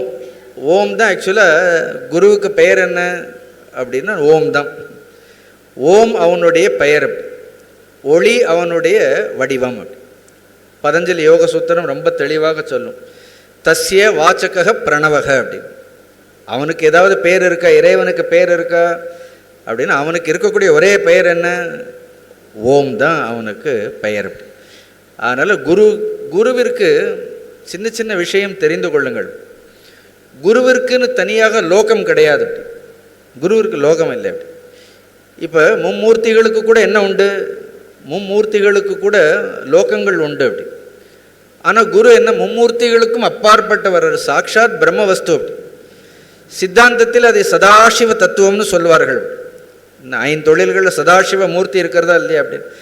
குரு டிசன்ஸ் டைரக்ட்லி ஃப்ரம் தட் லிங்கம்னு சொல்வார். லிங்கத்திலிருந்தே சதாசிவ தத்துவத்திலிருந்தே இறங்கி வரக்கூடியவர் குருன்னு சொல்வார். அவருக்கு என்ன கிடையாது? ஒரு லோகமும் கிடையாது. சிவம் அப்படின்னா லோகம் இல்லை. ருத்ரருக்கு லோகம் உண்டு, நாராயணருக்கு லோகம் உண்டு, பிரம்மதேவருக்கு லோகம் உண்டு. அதனால்தான் அயனம்னு சொல், நாராயணர் அயனம்னு சொல். சிவங்கிறது தத்துவம், அது மெய்ப்பொருள், அது எந்த ஒரு உருவமும் இல்லை. அதனால் அதுக்கு என்ன கிடையாது? எந்த ஒரு லோகமும் கிடையாது. ஈஸ்வரனே தான் குருவாக வருகின்றார். ஆனால் ஈஸ்வரனுக்கும் குருவிற்கும் ஒரு வித்தியாசம் உண்டு. சொல்ல ஈஸ்வரன் வேறு, குரு வேறு இல்லை. பட் ஈஸ்வரனுடைய ரோல் வேறு, குருவினுடைய ரோல் வேறு. ரெண்டு பேருக்கு என்ன இருக்கிறது? ஈஸ்வரன் இந்த உலகத்தில் வரும்பொழுது அவர் ஜீவன்களெல்லாம் மோட்சமடையணுங்கிறதுக்காக அவர் வர்றதில்லை. அப்படி வர்றதில்லை. ஒரு ஈஸ்வரன் இந்த லோகத்தில் ஒரு அவதாரம் எடுத்து வரும்பொழுது, அப்படி சிவபுராணம் படித்தோன்னா 24 சிவனுடைய அவதாரங்களே சொல்கின்றது. எப்படி நம்மளுடைய பாகவதங்கள் எல்லாம் பெருமாளுடைய அவதாரங்களை, விஷ்ணுவனுடைய அவதாரங்களை சொல்லும் பொழுது சிவனுடைய அவதாரங்கள் 24 அவதாரங்கள் சிவபுராணத்தில் சொல்லப்பட்டிருக்கின்றது. இவர்களெல்லாம் அவதாரங்கள் எடுத்து வரும் பொழுது அவதாரத்தினுடைய நோக்கம் தர்ம பரிபாலனை தான். யதா யதாகி தர்மஸ்ய கிளானிர்பவதி பாரதி அபியுத்தானப தர்மஸ்ய ததாத்மானம் சுஜாம். அவர் பிறக்கிறதே எதற்காக அப்படின்னா அவதாரமே தர்மத்திற்காக தான். ஆனால் அந்த அவதாரம் எடுக்கும் பொழுது அந்த அவதாரத்திற்காக காத்திருந்து அதன் மீது பக்தி வைத்து ஞானத்தை அடைந்தவர்களும் இருக்கின்றார்கள். அது வேறு. ஞானத்தை அடையாமல் இல்லை. But exclusively he doesn't come to impart some knowledge இருக்காது. அவர் தர்ம சம்ஸ்தாபனத்திற்காக தான் வர்றார். பகவான் வர்றது லோக சங்கிரகத்திற்காகத்தான் வருவார். நிறைய உபதேசங்கள் எல்லாம் பார்க்க முடியும். எந்த அவதாரங்கள்லேயும் உபதேசங்கள் பார்க்க முடியாது. கிருஷ்ணாவதாரத்தில் மட்டும்தான் இருக்கிறது. ஏன்னா அதற்குள்ள ஒரு சிவ தத்துவமும் இருக்கிறதால அதற்குள்ளே என்ன இருக்கிறது அப்படின்னா அவர் ஒரு உபதேசம், கிருஷ்ணாவதாரத்தில் உபதேசம் இருக்கிறது. புரியுறதா உங்களுக்கு? அதே குருவாக வந்தார்னா the primary duty, the primary role of the guru சீடனுக்கு ஞானத்தை கொடுக்கறது தான். அவருக்கு பெருசாக லோக சங்கிரகங்கள் எல்லாம் ரெண்டாவது தான். அப்படின்னு அப்படி குருமார்கள் லோக சங்கிரகம் செய்பவர்களும் இருப்பார்கள். ஆனால் அவர்களுடைய முக்கியமான நோக்கம் என்ன அப்படின்னா இந்த வினைக்கட்டுகளிலிருந்து ஜீவன்களை விடுவிப்பது தான். என்ன அர்த்தம்? அவர்களுடைய முதல் நோக்கம். அதனால்தான் நமக்கு ஞானம் வேண்டுமென்றால் அதான் கபீர்தாசரை கேட்டார்கள், குரு வேண்டுமா கோவிந்தன் வேண்டுமான்னு கேட்டார்கள். அவர் என்ன பண்ணுறார்? முதல்ல குரு வரட்டும், அப்புறம் குரு மூலமாக நான் கோவிந்தனை தெரிந்து கொள்கின்றேன்ட்டார் அவர். அதனால் தி இம்பார்ட்டன்ஸ் ஆஃப் குரு எல்லாரும் சொல்லியிருக்கிறார்கள். பட்டினத்தாரது ஒரு பாடல் இருக்கின்றது, குரு கோனாகி என்னை குடியேற்றி கொண்டனன்னா. இந்த உலகத்தில் நம்ம எதற்கெல்லாமோ குடியுரிமை கேட்டு போகிறோம் அப்படின்னு. ஏன்னா குரு கோனாகி என்னை குடியேற்றி கொண்டு, எப்படி உங்களால் ரசிக்க முடியறது? அதை குடியேற்றி கொண்டனன்னு என்ன அர்த்தம்? He gave permanent residentship in his heart. அப்படி நான் சேர வேண்டிய இடத்த எவ்வளோ அழகாக கோன், அதான் கோவில்னாலே அதான் அர்த்தம். கோ இல் அப்படின்னா கோனாலே மன்னன் அர்த்தம். அப்படி நமக்கு ராஜா யார்? குரு தான் நமக்கு ராஜா. அப்படின்னு அதான் சொல்றார், குரு கோனாகி என்னை குடியேற்றி கொண்டனன் குற்றமில்லை, இனிமே ஒன்றும் இல்லை, போனாலும் பேரு இருந்தாலும் பேரு, இது பொய் என்று காண். இனிமே போனா என்ன, இருந்த அப்புறம் என்ன? ஒரு முறை வாழ்க்கையில் குருன்னு ஒருத்தர் வந்தப்புறம் அப்புறம் வரவு செலவுங்கிறது ஒன்றும் கவலைப்பட வேண்டிய அவசியம் இல்லை. ஒன்றும் அவசியம் இல்லை. குரு தத்துவத்தை பற்றி, குருவை பற்றி என்ன சொல்ல முடியும் அப்படின்னு, அது உள்ளார்ந்து அனுபவிக்க வேண்டிய ஒரு விஷயம். உபநிடதங்களில் ஸ்வேதாஸ்வேதர் உபநிடதம்னு ஒரு உபநிடதம் படித்து பாருங்கள். ஆக்சுவலி அது சைவத்தோடு தொடர்புடைய ஒரு உபநிடதம். சைவ உபநிடதங்களில் அது ஒன்று. ஆக்சுவல் அது நிறைய சைவத்தை சொல்லக்கூடிய உபநிடதம். அந்த உபநிடதம் எல்லாவற்றையும் சொன்னப்புறம் கடைசியாக ஒரு ஸ்லோகம் சொல்லும், எஸ்ய தேவே பராபக்தி யதா தேவே ததா குரவு தஸ்யைதே கதிதாஹ்யர்த்தே பிரகாஷந்தே மகாத்மனக அப்படின்னு சின்ன ஸ்லோகம் அது. எஸ்ய தேவே பராபக்தி அப்படி. யார் ஒருவனுக்கு எந்த இறைவனிடத்தில் பராபக்தியானது இருக்கின்றதோ, யதா தேவே ததா குரவு அப்படின்னு, அதே பக்தி அவனுக்கு அவனுடைய குருநாதனிடத்தில் இருக்கும் என்றால், இன்னும் சொல்ல போனால் அதை காட்டிலும் பக்தி இருக்கும் என்றால், தஸ்யைதே கதிதாஹ்யர்த்தா பிரகாஷந்தே மகாத்மனகன, அவனுக்கு இனி இந்த உலகத்தில் அறியப்படாத விஷயங்கள் எதுவுமே இருக்காது. எதுவுமே இருக்காது. எதையுமே படிக்க வேண்டாம்னு சொல்றாரு. அதுக்கப்புறம் படிக்கிறதுக்கு ஒன்றும் இல்லை அப்படி. அது குருவினுடைய அனுகிரகத்தால் கிடைக்கக்கூடியதுன்னு சொல்றார். அதனால குருவினுடைய பெருமையை இந்த பாடல்கள் எல்லாம் சொல்கின்றது. இவ்வளவு பாடினாரே அந்த கந்தர் அனுபூதி. அடுத்த முறை நமக்கு சந்தர்ப்பம் கிடைச்சால் கந்தர் அனுபூதி பாடல்கள் எல்லாம் பார்ப்போம். எங்கேயாவது ஒரு தடவை எடுத்து பார்ப்போம். கந்தர் அனுபூதி எல்லாம் சொல்லிட்டு கடைசியில் முருகனை எப்படி வரணும்னு கேட்கிறாரு. உருவாய் அருவாய் உளதாய் இலதாய் மணியாய் மலராய் எல்லாம் குருவாய் வருவாய் அருள்வாய் குகனே அப்படின்னு. நீ வேற எந்த ரூபத்தில் வந்தாலும், இறைவனே நேரடியாக வந்தாலும் ஆன்மாவிற்கு மோட்சம் இல்லை. இல்லை, அது குரு வடிவாக வந்தால்தான் என்ன அர்த்தம்? குருவாக வந்தா. அதனால்தான் குருவாய் வருவாய் அருள்வாய் குகனே அப்படி. அதனால நீ குருவாக வர வேண்டும். வேற என்ன சொல்ல முடியும் அப்படி? அதான் தெளிவு குருவின் திருமேனி காண்டல், தெளிவு குருவின் திருநாமம் செப்பல், தெளிவு குருவின் திருவார்த்தை கேட்டு. குரு என்ன சொல்றாரோ அதுதான் சாஸ்திரம். அதுதான் சாஸ்திரம். ஏன்னா அவர் சொல்றது தான் சாஸ்திரம். அல்ல திருவார்த்தை கேட்டு தெளிவு குரு உரு சிந்தித்தல் தானே. உட்காந்து என்ன பண்ணணும்? இதயத்தில் கண்களை மூடிக்கொண்டு என்ன பண்ணணும் அப்படின்னு, எப்படியும் சதா சர்வ காலம் தியானம் பண்ணுறதுக்கு முன்பு ஒரு 5 நிமிடமோ 10 நிமிடங்களோ குருவினுடைய உருவத்தை என்ன பண்ணணும் அப்படின்னா உள்ளத்தில் பொருத்தி பார்க்க வேண்டும். உள்ளத்தில் பொருத்தி பார்க்க வேண்டும். அது நம்மளுடைய எல்லா மனக்கவலைகளுக்கு மருந்து குருவை தவிர வேறு யாரும் கிடையாது. அப்படி அது ஒரு அருமருந்து. அது அப்படி அருமருந்து. அப்படி உற்ற துணைவன். அப்படி நமக்கு மற்றவர்களோடு இருக்கக்கூடிய எல்லா பந்தமும் இரத்த பந்தம் தான். அப்படி தேக பந்தம், இரத்த பந்தம் அவ்வளோதானே. நீங்கள் சொல்லலாம் கணவன் மனைவி குழந்தைகள் என்ன பந்தம் இவர்களோடு, இதெல்லாம் இரத்த பந்தம் உடல் பந்தம். எது வரைக்கும் இந்த பந்தம் இருக்கும்? இருக்கிற வரைக்கும் தான். அப்படி குருவோடு இருக்கக்கூடிய உறவு உடல் பந்தமோ இரத்த பந்தமோ இல்லை, அது உயிர் பந்தம். அப்படி அது ஜீவனுக்கு அது உயிர் பந்தம், ஆன்ம பந்தம். அப்படி ஆன்ம பந்தம். மற்ற எல்லா பந்தங்களும் நம்மை பந்திக்கக்கூடிய பந்தங்கள். குருவோடு இருக்கக்கூடிய ஒரே ஒரு பந்தம் தான் நம்மை விடுவிக்கக்கூடிய பந்தம். அப்படி all other bondages they will only bind us, but this is the only bondage worth having it. அப்படி ஏன்னா இது ஒன்று தான் என்ன ஆகும், இது எல்லாவற்றிலிருந்து நம்மை விடுவிக்கக்கூடியது. அப்படி எல்லா உறவுகளிலும் எதிர்பார்ப்பு இருக்கும். அப்படி mutually you have to fulfil each others expectations to lead a கார்டியல் life. அப்படி there is only one relationship where there is absolutely no expectation. இல்லைன்னா அது என்னன்னா, குருவினிடத்தில் ஒரு எதிர்பார்ப்பு இருக்காது. நாம் நன்றி சொல்ல வேண்டும் என்று கூட நிற்க மாட்டார். அப்படின்னு he doesn't even expect ஒரு நன்றியை கூட அதனால்தான் இந்த உலகத்தில் எல்லாவற்றை காட்டிலும் மிகப்பெரிய துரோகமாக சொல்லது கூட குருவிற்கு செய்யக்கூடிய துரோகம் தான். அப்படி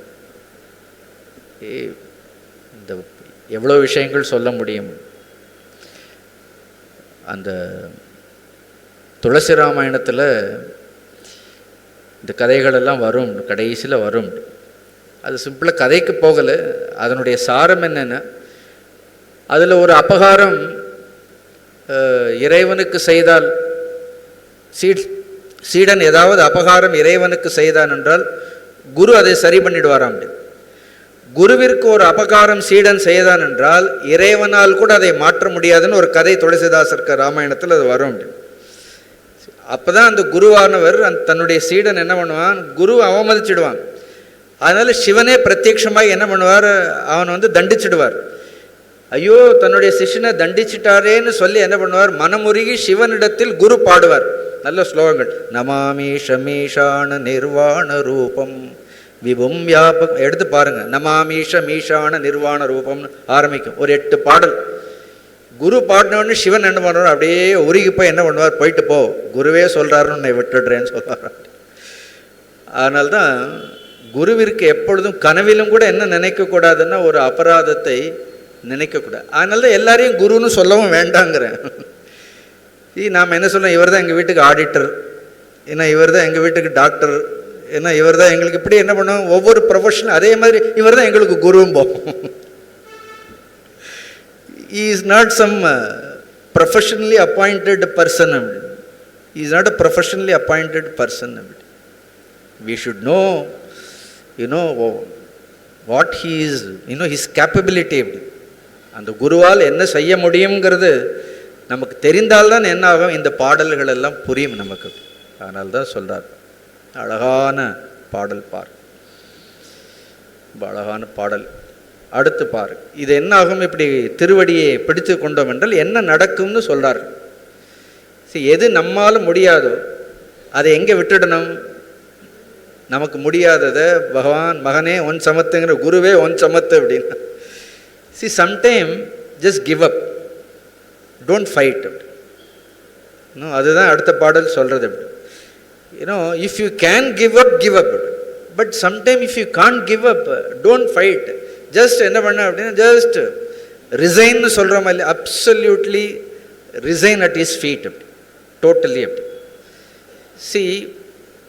அவர் ஒன்லி ஹோப்லெஸ்னஸ், அப்படி அவர் ஒன்லி ஹெல்ப்லெஸ்னஸ், அதுதான் நமக்கு என்ன இருக்கிறது, நமக்கு இருக்கக்கூடிய மிகப்பெரிய பொக்கிஷம் அதுதான். அப்படி யூ ஷுட் என்கேஷ் இட் அப்படின்னா, அதை நினச்சி வருத்தப்படக்கூடாது அப்படின்னா. ஏன்னா குருன்னு ஒருத்தர் இருக்கார், என்ன பண்ணுவார் அப்படின்னா, O Lord, I am hopeless, I am helpless, போய் சொல்லிட வேண்டியதான். ஒப்படைச்சிட்டா என்ன பண்ணுவாருங்கிறது அடுத்த பாடல் சொல்கிறது பார். இதெல்லாம் அனுபவித்து எழுதியிருக்கின்றார்கள், இதெல்லாம் அனுபவித்து எழுதியிருக்கின்றார்கள். அதனால் குருங்கிறது நித்தியம் உள்ளத்தில் வைத்து 24 மணி நேரமும் என்ன இருக்குன்னு அதையே நம்மளுடைய சுவாசத்தோடு ஒன்று கலந்து விட வேண்டும். அதுதான் குரு. தானே புலனைந்தும் தன்வசம் ஆயிடும், தானே புலனைந்தும் தன் வசம் போயிடும். சரி, அது 2 சொல்ல வேண்டிய அவசியமே இல்லை. ஆக்சுவலாக தன்வசம் ஆயிடும்னு சொல்லி அவருக்கு திருப்தி வரலை திருமூலருக்கு. அதனால்தான் தானே புலனைந்தும் தன்வசம் போயிடும், தானே புலனைந்தும் தன்னில் மடை மாறும், தானே தனித்தெம்பிரான் தன்னை சந்தித்தே. முடிச்சிட்டாரு. இப்போ என்னாகும், தானே புலனைந்தும் தன்வசமாகும். தானாக ஆகாது. ஆனால் குருவினுடைய பாதங்களை பார்த்தோடனே என்னாகும், இப்போ சொன்னேன்னு இல்லையா, காமாதி சர்ப விரஜகா, அந்த பாட்டு ஞாபகம் வச்சுக்கணும். விவேக வைராகிய நிதி பிரதாபியாம் போத பிரதாபியாம் திருதமோக்ஷதாபியாம் நமோ நம ஸ்ரீ குருபாதுகாபியாம். தான் முழு பாட்டு. அங்கே காமாதி சர்ப்ப விரஜகாருடாபியாம் நின்றுட்டேன். விவேக வைராகிய நிதி பிரதாபியம், அது விவேகம் வைராக்கியம்ங்கிற நிதி, ட்ரெஷரை கொடுக்கக்கூடியது. அப்படிப்பட்டது குருவினுடைய பாதுகை. அப்படி குருவினுடைய பாதுகை இருந்தால் தானே புலன் ஐந்தும், ஐம்புலன்கள் தெரியுமா என்னன்னு? இப்போ தமிழில் பொறிகள்னு என்னன்னு தெரியுமா? புலன்கள்னு என்ன? 2 வார்த்தை தெரியுமா? கண், காது, மூக்கு, நாக்கு, தோல், இதெல்லாம் என்ன? இதெல்லாம் ஐம்பொறிகள். அப்படி ஞான இந்திரியங்கள். அப்படி தே ஆர் கால்டு ஞான இந்திரியங்கள். Sense organs. அப்படி சுவை, ஒளி, ஊறு, ஓசை, நாற்றம். அப்படி இந்த ஐந்தும் என்ன? இந்த ஐந்தும் புலன்கள். புலன்கள் சென்ஸ் ஆப்ஜெக்ட்ஸ்ன்னு சொல்கிறோம். சென்ஸ் ஆப்ஜெக்ட்ஸ்ன்னு சொல்கிறோம். அதனால் எப்போ பார்த்தாலும் தாலே புலனைந்தும், இந்த 5 புலன்களும் என்ன ஆயிடும் அப்படின்னு பார்த்தா தன் வசம் ஆயிடும். அப்படி இப்போ என்ன ஆறுது அப்படின்னா, அது வசமில்லாமல் என்ன ஆறுது? புலன்கள் எல்லாம் வசமில்லாமல் போய்கொண்டே இருக்கின்றது. அப்படி அதை பற்றி இப்போ ரொம்ப சொல்ல வேண்டிய அவசியம் இல்லை. அப்படின்னு தானே புலனைந்தும் தன் வசம் ஆயிடும். அதோடு நிறுத்தியிருக்கலாம். அடுத்து என்ன சொல்றார்? தானே புலனைந்தும் தன் வசம் போயிடும்னு சொல்றார். அப்போ வசமாயிடும் போயிடும்ங்கிறதுக்கு என்ன வித்தியாசம்? வித்தியாசம் என்னன்னா, சில நேரம் புலன்கள் நம்முடைய வசத்தில் இருக்கும், நமக்கே ஆச்சரியமாக இருக்கும். For no reason or by mistake, தவறுதலாக என்ன ஆகிடும்னு பார்த்தா, திடீர்னு பார்த்தா கொஞ்ச நாளைக்கு பார்த்தா நமக்கு எதுலேயும் ஆசையே இருக்காது. அப்படின்னு அப்படி எப்போ பார்த்தாலும் என்ன இருக்கும்? ரொம்ப சுலபமாக என்ன இருக்கும்? அப்பா பெரிய வைராக்கியம் வந்துடுதுன்னு நினச்சிட்டே இருப்போம். அப்படி நினைப்போம். அப்படி இருக்கும். Sometimes every seeker goes through this in his journey. இப்படி தான் அவர்கள் கடந்து போக வேண்டும். At one point of time பார்த்தோன்னா என்ன இருக்கும்? நம்மளுடைய இந்திரியங்களெல்லாம் என்ன இருக்கும்? அப்படியே வசமே, ஆஹா எல்லாவற்றையும் ஜெயிச்சிட்டோன்னு நினச்சிட்டே இருப்போம். அப்படி ஆனால் உள்ள நமக்கே தெரியாமல் என்ன இருக்கும்? ஏதாவது ஒரு வாசனை என்ன இருக்கும்? அது எப்போ வெளியில் வரும்னு தெரியாது. அப்படி that is the reason we say that don't take any thing for granted. அப்படி don't take any thing for granted. எதையும் ஜெயிச்சிட்டோன்னு, எப்படிப்பட்ட ராமராக இருந்தாலும் அந்த வாலியே என்ன பண்ண வேண்டியதாக இருந்தது? மறைந்திருந்து தான் வதம் செய்ய வேண்டியதாக இருந்தது. புலன் எதிர்க்க போய் நான் உன்னை ஜெயிச்சிட்டேன்னு சொன்னால் என்ன பண்ணும்? இருன்னு சொல்லும். இப்போ இல்லை, நான் சொல்கிறேன், நீ ஜெயிச்சிட்டே இல்லையா நான் சொல்கிறேன்னு சொல்லும். ஜெயிச்சு. அதனால் there will be some innate tendencies, வாசனாஸ் உள்ள என்ன இருக்கும்? நமக்கே தெரியாமல் இருக்கும். அது எப்போ வெளிவரும்?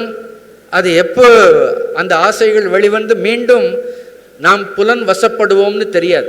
புரியுறதா உங்களுக்கு இது நான் சொல்கிறது? இப்போ யானை உதாரணம். யானை எதற்கு பயப்படும்? அந்த பாகன் கையில் அங்குஷம் இருந்தால் அவ்வளவு பெரிய யானை கூட என்னாகும்? அந்த அங்குஷத்தை பார்த்து அது பயப்படும். அப்படி கொஞ்சம் அந்த யானை இல்லை, அந்த அந்த அங்குஷம் இல்லை, யானை பாகன் இல்லைன்னா திருப்பி பழையபடி அந்த யானைக்கு என்ன வந்துடும்? அது திருப்பி மதம் படித்து அந்த காட்டாறு ஓடுறது மாதிரி நம்மளுடைய இந்திரியங்களும் இப்படி சந்தர்ப்பங்கள் கொடுத்துட்டே இருந்தால், நல்ல சந்தர்ப்பத்தில் இருக்கிறவர், as long as you don't expose to any negativity we may say that, but you expose then we will know, திருப்பி போயிடும். அதனால தான் ரெண்டாவது என்ன சொல்கிறாருன்னா, தானே புலனைந்தும் தன் வசம் போயிடும்னு என்ன அர்த்தம்? போயிடும்னா திருப்பி எந்த ஒரு வாசனைகள் வந்தாலும் கூட புலன் அலைப்பாயாது. ஃபஸ்ட் இதில் கூட என்ன இருக்கிறது? வசமாயிடுங்கிறதுல என்ன இருக்குது? There is still a doubt, ஒரு சந்தேகம் இருக்கும். ரெண்டாவது இதில் என்ன கிடையாது? எந்த ஒரு சந்தேகமும் கிடையாது. தானே புலனைந்தும் தன் வசம் போயிடும். அது முழுக்க என்ன ஆயிடுது அப்படின்னா, இட் டிஸப்பியர்ஸ். அதை தான் சொல்கிறார். தானே புலனைந்தும் தன்னில் மடை மாறும். அடுத்து பாருங்க என்ன நடக்கிறதுன்னு பாருங்க. மடை மாறும்னா இதுக்கு எப்படி சொல்கிறது?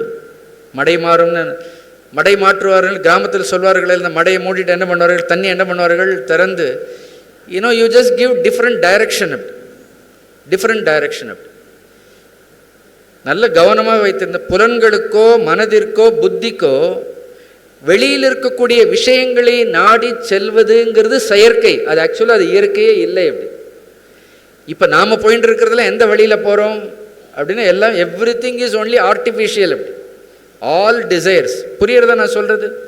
இயல்பாக மனம், புத்தி ஏன்னா இந்திரியங்கள் வாயிலாக வெளியில் இருக்கக்கூடிய விஷயங்களை நோக்கி போகிறது இயற்கையானது கிடையாது, அது செயற்கை. அதனால்தான் நான் அனுபவிக்கக்கூடிய எந்த இன்பங்களும் கூட என்ன கிடையாது, அது உண்மையான இன்பமோ இயற்கையான இன்பமோ கிடையாது. அந்த இன்பங்கள் எல்லாம் கூட செயற்கையான இன்பங்கள் தான். ஆனால் எப்பொழுது புலன்கள் மடை மாறி இந்த செயற்கையான விஷயங்களிலிருந்து விடுத்து இயற்கையாக இயல்பாக இருக்கக்கூடிய சிவனை நோக்கி போகின்றதோ அதுதான் இயற்கை, அப்படி அதுதான் இயல்பு. அப்படி அப்போ இத்தனை வருடங்கள் நாம் எவ்வாறு வாழ்ந்திருக்கின்றோம் என்று பார்த்தோம் என்றால் நம்மளுடைய இயல்பு மாதிரி தான் இருக்கின்றோம். நம்ம இயல்பிலேயே நாம் இல்லை. முதலாக என்ன ஆறுது?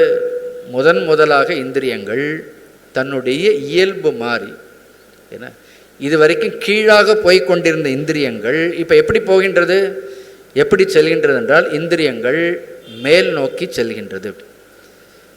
இல்லைன்னா என்னாகும், சூக்ஷ்மமாக போகும்னு சொல்வார். அதான் மடை மாற்றுதல். இதுக்கு பாடல்கள் நிறைய இருக்கிறது.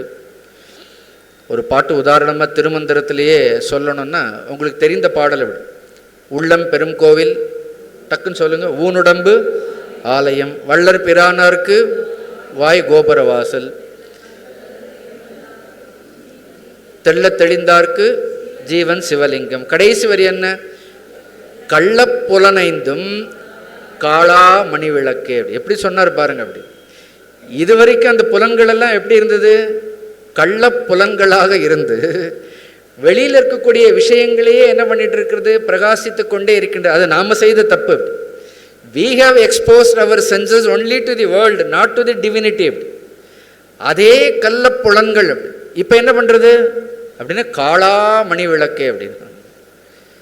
சரி, அந்த காளானா ஒரு நீண்ட மிகப்பெரிய பழமையான அதுவே என்ன பண்ணுறது, உள்ளே இருக்கக்கூடிய ஐம்பொறிகளும் 5 தீபங்களாக எதை காண்பிக்கின்றதாம்? உள்ளே இருக்கக்கூடிய சிவலிங்கத்தை நமக்கு காண்பிக்கின்றதாம். அதான் காளா மணி விளக்கு. இவ்வளவு நாள் கள்ளத்தனமாக இந்த புலன்கள் எல்லாம் இப்போ என்ன ஆகுது, மடை மாறி. அதை தானே சொல்கிறார் காளா மணி விளக்குன்னு. அது எப்படி இருக்கின்றது அப்படின்னு பார்த்தோன்னா, காளான்னா தன்னுடைய இயல்புன்னு கூட ஒரு அர்த்தம் இருக்கின்றது.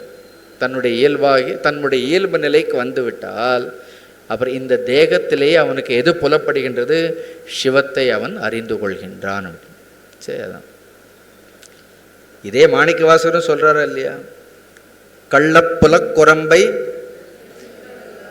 மலங்க புலனைந்தும் வஞ்சனையை செய்ய. கள்ள புலக்குரம்பு, புலக்குரம்புன்னு என்ன? அதுவும் கள்ள புலன்கள் தான். குரம்புன்னா கூண்டு, ஓடு, உடம்பு சொல்றார். கள்ள புலக்குரம்பை அப்படி கட்டவிழ்க்க வல்லானே அப்படின்னா இதிலிருந்து விடுவிக்கக்கூடிய ஆற்றல் யாருக்கு இருக்கின்றது? இறைவனுக்கு. இப்படி ஒன்று படித்தா ஒன்னொன்னையா ஞாபகம் வச்சு பார்த்தா என்ன இருக்கும், படிக்கும் பொழுது ஆனந்தமாக இருக்கும். அதனால் தானே புலனைந்தும் தன்னில் மடை மாறும். அடுத்து என்ன? தானே தனித்தெம்பிரான் தன்னை சந்தித்தே. Finally you got the appointment of the Lord. பகவான் என்ன கொடுத்துட்டார் அப்படின்னா, குருவின் இடத்துல போய் அப்பாயின்மெண்ட் கேட்கக்கூடாது. நமக்கு பழக்கம் என்னென்னு, இந்த டாக்டர்கிட்ட அப்பாயின்மெண்ட் கேட்குறவர் அங்கே appointment, we seek appointment with guru also. அப்படி அப்பாயின்மெண்ட் குரு ஷுட் கிவ், அப்படி வி ஷுட் நாட் ஆஸ்க். தானே தனி தெம்பிரான் தன்னை சந்தித்தே. Then you are one to one with the Lord. அப்படி ஃபேஸ் டு ஃபேஸ். அப்படி யாரும் என்ன இருக்க மாட்டார்கள், இறைவனை நீங்கள் சந்திக்கும் பொழுது உங்களோடு யாரும் இருக்க மாட்டார்கள். காரணம் என்ன தெரியுமா? நாமே இருக்க மாட்டோம். அப்படி அங்கே யாராவது ஒருத்தர் தான் இருக்க முடியும். அங்கே இரண்டாவதாக என்ன இருக்க முடியாது, ரெண்டாவதாக ஒருத்தர் இருக்கவே முடியாது. ஒன்றா நான் இருக்கணும், நான் இருந்தால் என்ன இருக்காது, இறைவன் இருக்காது. இறைவன் இருந்தால் என்ன இருக்காது, அவ்வளோதான். இதுதான் அர்த்தம். ஸோ தானே தனி தம்பிரான் தன்னை சந்தித்தே. ஸோ இந்த 2 பாடல் முடிச்சிடுவோம். இந்த பாடல் சந்திப்பது நந்திதன் திருத்தாளினை, சிந்திப்பது நந்தி செய்ய திருமேனி, வந்திப்பது நந்திநாமம் என் வாய்மையார், புந்திக்குள் நிற்பது நந்தி பொற்பாதமே. சரி, இவ்வளோ நேரம் எல்லாம் சிவன் சொன்னார், எம்பிரான் சொன்னார், எல்லாம் சொன்னார். இப்போ எங்கே வந்துட்டார்? நந்தி. ஏன்னா அதுதான் அவருக்கு குரு. திருமூலருக்கு நந்தி தான் குரு. அப்படி என்ன குருவே அவருக்கு சிவனே எப்படி வந்து அந்த சிவனுக்கு நந்திக்கு என்ன கிடையாது? சிவமே குருவனு கூறின நந்தின்னு பாட்டே இருக்கிறது. அதனால் கடைசியில் எங்கே வந்துட்டார் அவரும் அப்படின்னு? நந்தி தான். ஸோ சந்திப்பது நந்தி தன் திருத்தாளினை அவரும் சொல்கிறாரா பாருங்கள். முதல்ல தரிசனம் என்ன கிடைக்கும் ஒரு சீடனுக்கு அப்படின்னா பாதம்தான் தரிசனம் கிடைக்கும். இது எல்லாருக்கும் ஆன அனுபவம். இது சந்திப்பது நந்திதன் திருத்தாளினை. அப்புறம் நீங்கள் யார் காலையும் போய் விழ வேண்டாம். புரியுறதா உங்களுக்கு? அதுக்கப்புறம் நீங்கள் போய் யார் காலையும் தேட வேண்டாம். You need not beg to எனிபடின்னு அர்த்தம். சந்திப்பது நந்திதன் திருத்தாளினை. சிந்திப்பது நந்தி செய்ய திருமேனி. அந்த நந்தியினுடைய திருமேனியவே என்ன பண்ணுறோம் அப்படின்னு சிந்தித்து கொண்டே இருக்கின்றோம். வந்திப்பது நந்திதம் நந்தி நாமம் என் வாய்மையார். நம்முடைய வாயினால் என்ன ஆண்டாள் சொல்கிற, வாயினால் பாடி மனதினால் சிந்திக்க போய பிழையும் நின்றதும் தீயினில் தூசாகும் பாட்டு இருக்கா இல்லையா? என்ன எல்லா பிழையும் இப்போ நின்றதும் இருக்கிறத என்ன ஆகிடும்? இருக்கிறத என்ன ஆகிடும்? எல்லாம் நெருப்பினில் என்ன ஆகிடும்? பஸ்மமாயிடும். அதே மாதிரி வந்திப்பதுன்னா துதிப்பது, போற்றுவது, புகழ்வது அப்படின்னு. வந்தின்னு அந்த காலத்தில் இருப்பார்கள் இல்லையா? ஒரு ராஜா கிட்ட வந்தின்னு இருப்பார். வந்தியினுடைய வேலையில் என்ன, அந்த ராஜாவை என்ன பண்ணணும்? புகழ்ந்து கொண்டே இருக்கணும் அப்படின்னு. இப்போ இனிமேல் நம்ம எதுக்கு ஒரு தடவை இறைவனை புகழ்ன இந்த வாயினால் இந்த உலகை புகழ வேண்டிய அவசியம் நமக்கு இல்லை. அப்படி யாருடைய பெருமையும் பேச வேண்டிய அவசியம் இல்லை. அப்படி யாருடைய பெருமையை பேசணும்? போரும் போரும். அந்த பாட்டு இருக்கு, அரியானை அந்த நிறுத்தம் சிந்த யானை. கடைசியில் என்ன அந்த வரி? என்ன கடைசி வரி தானே கேட்டேன். பேசாத நாளெல்லாம் பிறவா நாளே, பேசாத நாளெல்லாம் அரியானை அந்த நிறுத்தம் சிந்த யானை ஆரம்பித்து பேசாத நாளெல்லாம் பிறவா நாள். அப்போ இன்னும் நம்ம பிறக்கவே இல்லைன்னு தோணும் சில நேரம். பிறக்கவே இல்லைன்னு தோணும் if you don't talk about him. அதனால் யாராவது ஒரு மணி நேரம் உங்ககிட்ட பேசுனா இன்னும் கூட 5 நிமிஷம் சேர்த்து குருவை பற்றி மட்டுமே பேசுங்க அப்படி. That should be only subject matter for a discussion. அப்படி தான் இருக்குது. வந்திப்பது நந்தி நாமம் என் வாயர். நந்தி நாமம்னு நாமத்தை சொல்கிறதில்ல. எப்போ பார்த்தாலும் குருவனுடைய புகழையே குருவனுடைய பெருமையே என்ன பண்ணணும்? சொல்லிகிட்டே இருந்தால் போகிறோம். அது ஆர்வமர்கள் கேட்கட்டும் போகிறோம். அதுக்கு ஒன்றும் பெரிய கூட்டம்லாம் ஒன்றும் தேவையில்லை. அப்படி ஒன்றும் தேவையில்லை. அதில் ஆர்வம் இருப்பவர்கள் கேட்கட்டும். புந்திற்குள் நிற்பது நந்தி பொறுப்பாதமே. கடைசியில் எங்கே நிற்கிறார் அவர்? வேதங்களில் ஒரு முக்கியமான மந்திரம் இருக்குது. புத்தி கர்மானுசாரிணின்னு சொல்வார்கள். கர்மங்கள் எல்லாம் மனிதர்களுடைய கர்மங்கள் எல்லாம் எங்கே இருக்குதுன்னா புத்தி அனுசாரிணின்னா கர்மத்தை அனுசரித்து தான் புத்தி என்ன பண்ணுமா? புத்தி கர்மத்தை அனுசரித்து தான் எல்லாம் செய்யும். அப்படி நாம் இதை செய்யணும் அதை செய்யணும்னு எல்லாம் நினச்சிட்டே இருப்போம், நம்ம புத்தியில் நினைப்போம். ஆனால் கடைசியில் புத்தி என்ன பண்ணும்? கர்மம் நம்மை எதை செய்ய சொல்கின்றதோ தூண்டுகின்றதோ அதை தான் செய்வோம். So the intellect is always driven only by our karma. சில சமயம் இது செய்யவே கூடாது, இதில் போய் காலை வைக்கக்கூடாதுன்னு நினைப்பான கர்மம் என்ன பண்ணும்? புத்தி என்ன பண்ணும்? அதில் தான் கொண்டு போய் என்ன பண்ணும்? செலுத்தும். See that is the power of கர்மம்னு சொல்வார்கள். It has not spared anybody. அப்படி இந்த கர்மத்தினுடைய பலனிலிருந்து கர்மத்திலிருந்து விடுபட்டவர் யாரும் இல்லை. அப்படி ஆனால் தான் பகவானை கொண்டு வந்து எங்கே வைக்கணுங்கிறார்? எங்கே வைக்கணும்னா புந்தியில். புந்தின்னா என்ன அர்த்தம்? புந்தியில்னா புத்தின்னு அர்த்தம். அதுதான் கர்ப்ப கிரகம். அப்படி அதுதான் கர்ப்ப கிரகம். அங்கே வச்சுட்டா என்ன ஆகிடும்? அடுத்த முறை நமக்கு எது கர்மம் எது அக்கர்மம்னு சொல்கிறதா இல்லையா? எது செய்யணும் எது செய்யக்கூடாது. You will not be driven by your own karmas.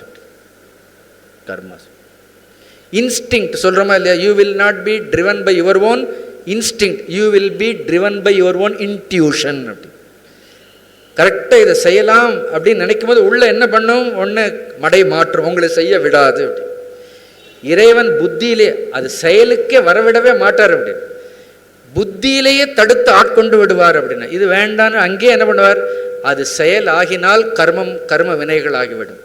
இறைவன் புத்தியில் இருந்து கொண்டு, குரு புத்தியிலிருந்து என்ன பண்ணுவார், புத்தியிலிருந்து உங்களை அதை செய்ய விட மாட்டார். அது யாரால முடியும், அது குருவால் மட்டும்தான் முடியும். நாம் எவ்வளவு முயற்சி செய்தாலும் அது முடியாது. அதனால் குருவை கொண்டு போய் எங்கே வைக்கணும், சும்மா பாக்கெட்டில் வச்சுருந்து பிரயோஜனம், வச்சுக்குங்க பரவாயில்ல அப்படின்னு. எங்கே வைக்கணும்னா, முதல் பாட்டின் 5 கரத்தனை ஆனை முகத்தனை இந்தின் இளம்பெறை போலும் எயிற்றனை நந்தி மகந்தனை, அதுவும் ஞான கொழுந்தினை புந்தியில் வைத்தடி போற்றுகின்றேன். Keep him always in your. புத்தியில் என்ன பண்ணணும், புத்தியில் வைத்திருந்தால் கர்மத்திலிருந்து தப்பித்து விடலாம் அப்படின்னா. அப்புறம் கர்மம் என்ன பண்ணாது, கிட்ட வராது, பயப்படும், கர்மம் பயப்படும் அப்படின்னு சொல்லி என்ன பண்ணுறார், கடைசி பாடலை நிறைவு செய்கின்றார். போதம் தரும் எங்கள் புண்ணிய நந்தியை, போதந்தனில் வைத்து புண்ணியர் ஆயினர், நாதன் நடந்தால் நயனம் கழிகூற வேதம் துதித்திட போயடைந்தார் விண்ணே அப்படின்னு. சுந்தரர் கிளம்புனாரா இல்லையா, அந்த மாதிரி இன்னைக்கு எல்லாரும் கிளம்ப வேண்டியதுதான் அப்படின்னு. வீட்டுக்கு போங்க, வேற எங்கேயும் இல்லை. போகும்போது சிவலோகத்தை எடுத்துகிட்டு போங்க, நம்ம சிவலோகத்திற்குள்ள பயப்படாதீங்க அப்படின்னு. You live always in that atmosphere அப்படின்னு. எப்பொழுதும் எத்தொழிலை செய்தாலும் ஏதவத்தை பட்டாலும் முக்தர் மனம் இருக்கும் மோனத்தே, இரு கை வீசி தாதி விளையாடி வந்தாலும் மனம் எங்கே இருக்கும் வேறு, நீர் கொடத்தேங்கிற மாதிரி. What you do is not important அப்படின்னு. You have to do it அப்படின்னு. You can't resign from your duties and responsibilities. அது செய்யணும். ஆனால் எப்பொழுதும் என்ன பண்ணுங்கள், உள்ளே என்ன பண்ணுங்கள், எப்பொழுதும் ஒரு குருவை, ஒரு சிவத்தை, ஒரு சிவலோகத்தை. Keep your inner atmosphere so divine அப்படி. மெயின்டைன் தட் இன்னர் சாங்டிட்டி அப்படி. வெளியில் ஏதோ பயங்கள் வரலாம், பதட்டங்கள் வரலாம், அதெல்லாம் இருக்கட்டும். ஆனால் உள்ளே எப்படி இருங்க, உள்ளே எப்பொழுதும் keep the inner sanctum so peaceful அப்படி. அதை எப்பொழுதும் அமைதியாக வைத்திருங்கள் அப்படி. அதில் என்ன பண்ணக்கூடாது, அதில் எந்த ஒரு don't allow any impurity to enter in to it அப்படி. அப்படி வச்சுருந்தா என்ன ஆகும் அப்படின்னா, வாழ்க்கை மகத்தான ஒரு வாழ்க்கையாக மாறும். அதனால தான் சொல்கிறார், போதம் தரும் எங்கள் புண்ணிய நந்தியை. இதை விட என்ன சொல்ல முடியும். போதம் கடைசியில் அவர் குரு என்ன கொடுப்பார், குருகிட்ட போய் என்ன கேட்கணும்னா போதத்தை, ஞானத்தை தான் கேட்கணும், வேற ஒன்றும் கேட்கக்கூடாது அவர்கிட்ட போய். ஞானத்திற்கு தான் குரு. போதம் தரும் எங்கள் புண்ணிய நந்தியை. ஒரு தடவை ஸ்ருங்கேரி ஆச்சாரியர்கிட்ட போய் யாரோ ஸ்கூல் ரெக்கமெண்டேஷனுக்காக போனார்கள். ஆச்சாரியார் சொன்னார், ரெக்கமெண்டேஷனுக்காகலாம் வராதிங்கோ, ஆனால் ஒன்று, உங்கள் பையனுக்கு அந்த ஸ்கூலில் கிடைக்கணும் நான் பிரார்த்தனை பண்ணிக்கிறேன். I cannot go for, don't come to me for any school recommendation, school seat, all that. But then my prayers are always there that he will get it. அங்கே போய் என்ன கேட்கணுமோ அதை தான் கேட்கணும். போதம் தரும் எங்கள் புண்ணிய நந்தியை. போதம் தன்னில், ரெண்டாவது போதம் வந்து புத்தி. அதனால் நினைவிலேயே, போதத்திலேயே, அப்புறம் நினைவிலேயே அப்படி மறக்கவே கூடாது, மறக்கவே கூடாது. போதம் தன்னில் வைத்து என்ன ஆயினர், புண்ணியர் ஆயினர். They are all purified, you are sanctified, purified. நாதன் நடத்தால் அப்படி. அப்புறம் என்ன ஆகும், அதுக்கப்புறம் நடக்கிறதுல அவனுடைய ஆட்டம்தான்ட்டார். ஏன்னா அதுக்கப்புறம் என்ன ஆகும், நம்ம ஓரமாக நிற்போம். ஓரமாக நின்று என்ன பண்ணோம். இந்த ஐபிஎல்லாம் பார்க்குறீங்களா, பார்ப்பீங்க, இல்லாமல் இல்லை எல்லோரும். அதில் இம்பேக்ட் பிளேயர்னு ஒரு ரூல் உண்டு. எனக்கு ரொம்ப பிடிக்கும் அது. ஏன்னா நம்மளுடைய லைஃப்பில் ஒரே இம்பேக்ட் பிளேயர் குரு தான். Make him as your impact player அப்படி, லெட் ஹிம் பிளே அப்படி. அதுக்கப்புறம் என்ன, நாதன் நடத்தால் அப்படின்னா thereafter he takes over அப்படி. ஹீ ஒன்லி பிளேஸ் அப்படி, he only does everything அப்படி. ஏன்னா உண்பனே எனினும் உடுப்பனே எனினும் உலகரே நம்பிலேன் நண்பனே நலம்சார் பண்பனே உனையே நம்பினேன் கைவிடேல் எனையே, உனையே நம்பினேன் கைவிட. ஒரு 20 பாட்டு இருக்கு. யாருடைய பாட்டு இது, வள்ளலார் பாட்டு. வள்ளலார், உண்பனே எனினும் உடுப்பனே எனினும் உலகரே நம்பிலேன் நண்பனே நலம் சார் பண்பனே உனையே நம்பினேன் கைவிடல் ஏன், என்னை கைவிட்டுடாதேன். எவ்வளோ அழகா. நாதன் நடத்தால், நடத்தன் நடனம். அதுக்கப்புறம் you will see his dance. He will play his music. அவருன்னு ஒரு மியூசிக் பார்ட்டி இருக்குது, சுவாமி ஒன்று வச்சுருக்கிறார். அவருடைய டம்மர் எடுத்துகிட்டு வருவார், அவருடைய இதெல்லாம் எடுத்துகிட்டு வருவார், அதெல்லாம் கொண்டு வருவார். சிவலோகத்தில் என்னெல்லாம் இருக்கோ அதெல்லாம் இங்கே கேட்கலாம் நீங்கள். You can listen every thing, you can listen every sound of it. நாதன் நடத்தால் நயனம் களி கூற. நயனம்னா ஏதோ இந்த விழி இல்லை அப்படின்னு உள்ள ஆன்மாவை என்ன பண்ணுவோம், ஒரு ஆன்மாவிற்கு ஒரு விழி இருக்கிறது. களி கூற. களின்னா தெரியுமா? களின்னா களிப்பு, ஆனந்தம் ஏன்னா கூற. வேதம் துதித்திட. வேதமே என்ன பண்ணுமா, அப்புறம் அந்த நாதன் சுவாமி ஆடினால் என்ன ஆகும்? வேதம் துதித்திட போயடைந்தார் விண்ணே. விண்ணேன்னு என்ன அர்த்தம்? உள்ள இருக்கக்கூடிய ஸ்வரூபம். பாட்டு ஆரம்பிச்சது எங்கிருந்து ஆரம்பிச்சது பாருங்க, திருப்பி அதே அந்த அது கூட அந்தாதி தொகையிலே இருக்கு பாருங்க. விண்ணின்று இழிந்துன்னு ஆரம்பிச்சு கடைசியில் எங்கே முடிக்கிறார்? கடைசியில் பாருங்க, விண் அப்படின்னு என்ன அர்த்தம்? நாம் மண்ணிலே இருந்தாலும் நம்மளுடைய பார்வை எங்கே இருக்கணும்? எப்பொழுதும் அதை தான் சொல்கிறதாக, மண்ணில் இருக்கணும். ஆனால் பார்வை எங்கே இருக்கக்கூடாது?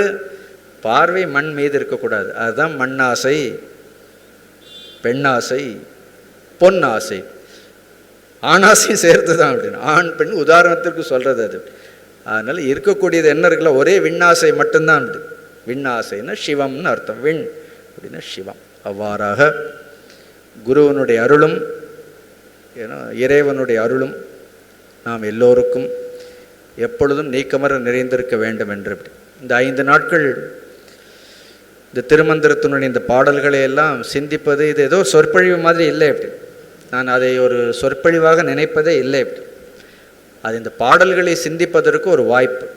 நமக்கு இந்த இடத்தை ஏற்படுத்தி கொடுத்த இந்த தாம்பராஸ் நிர்வாகிகள் எல்லோருக்கும் இறைவனுடைய அருள், குருவருள். வந்திருந்த உங்கள் எல்லோருக்கும் இறைவன் அருளும் குருவினுடைய அருளும், சோமசுந்தர கடவுளுடைய அருளும், மீனாட்சியினுடைய கடாட்சம் எப்பொழுதும் இருக்க வேண்டும் என்று என் குருநாதரை பிரார்த்தித்துக் கொள்கின்றேன்.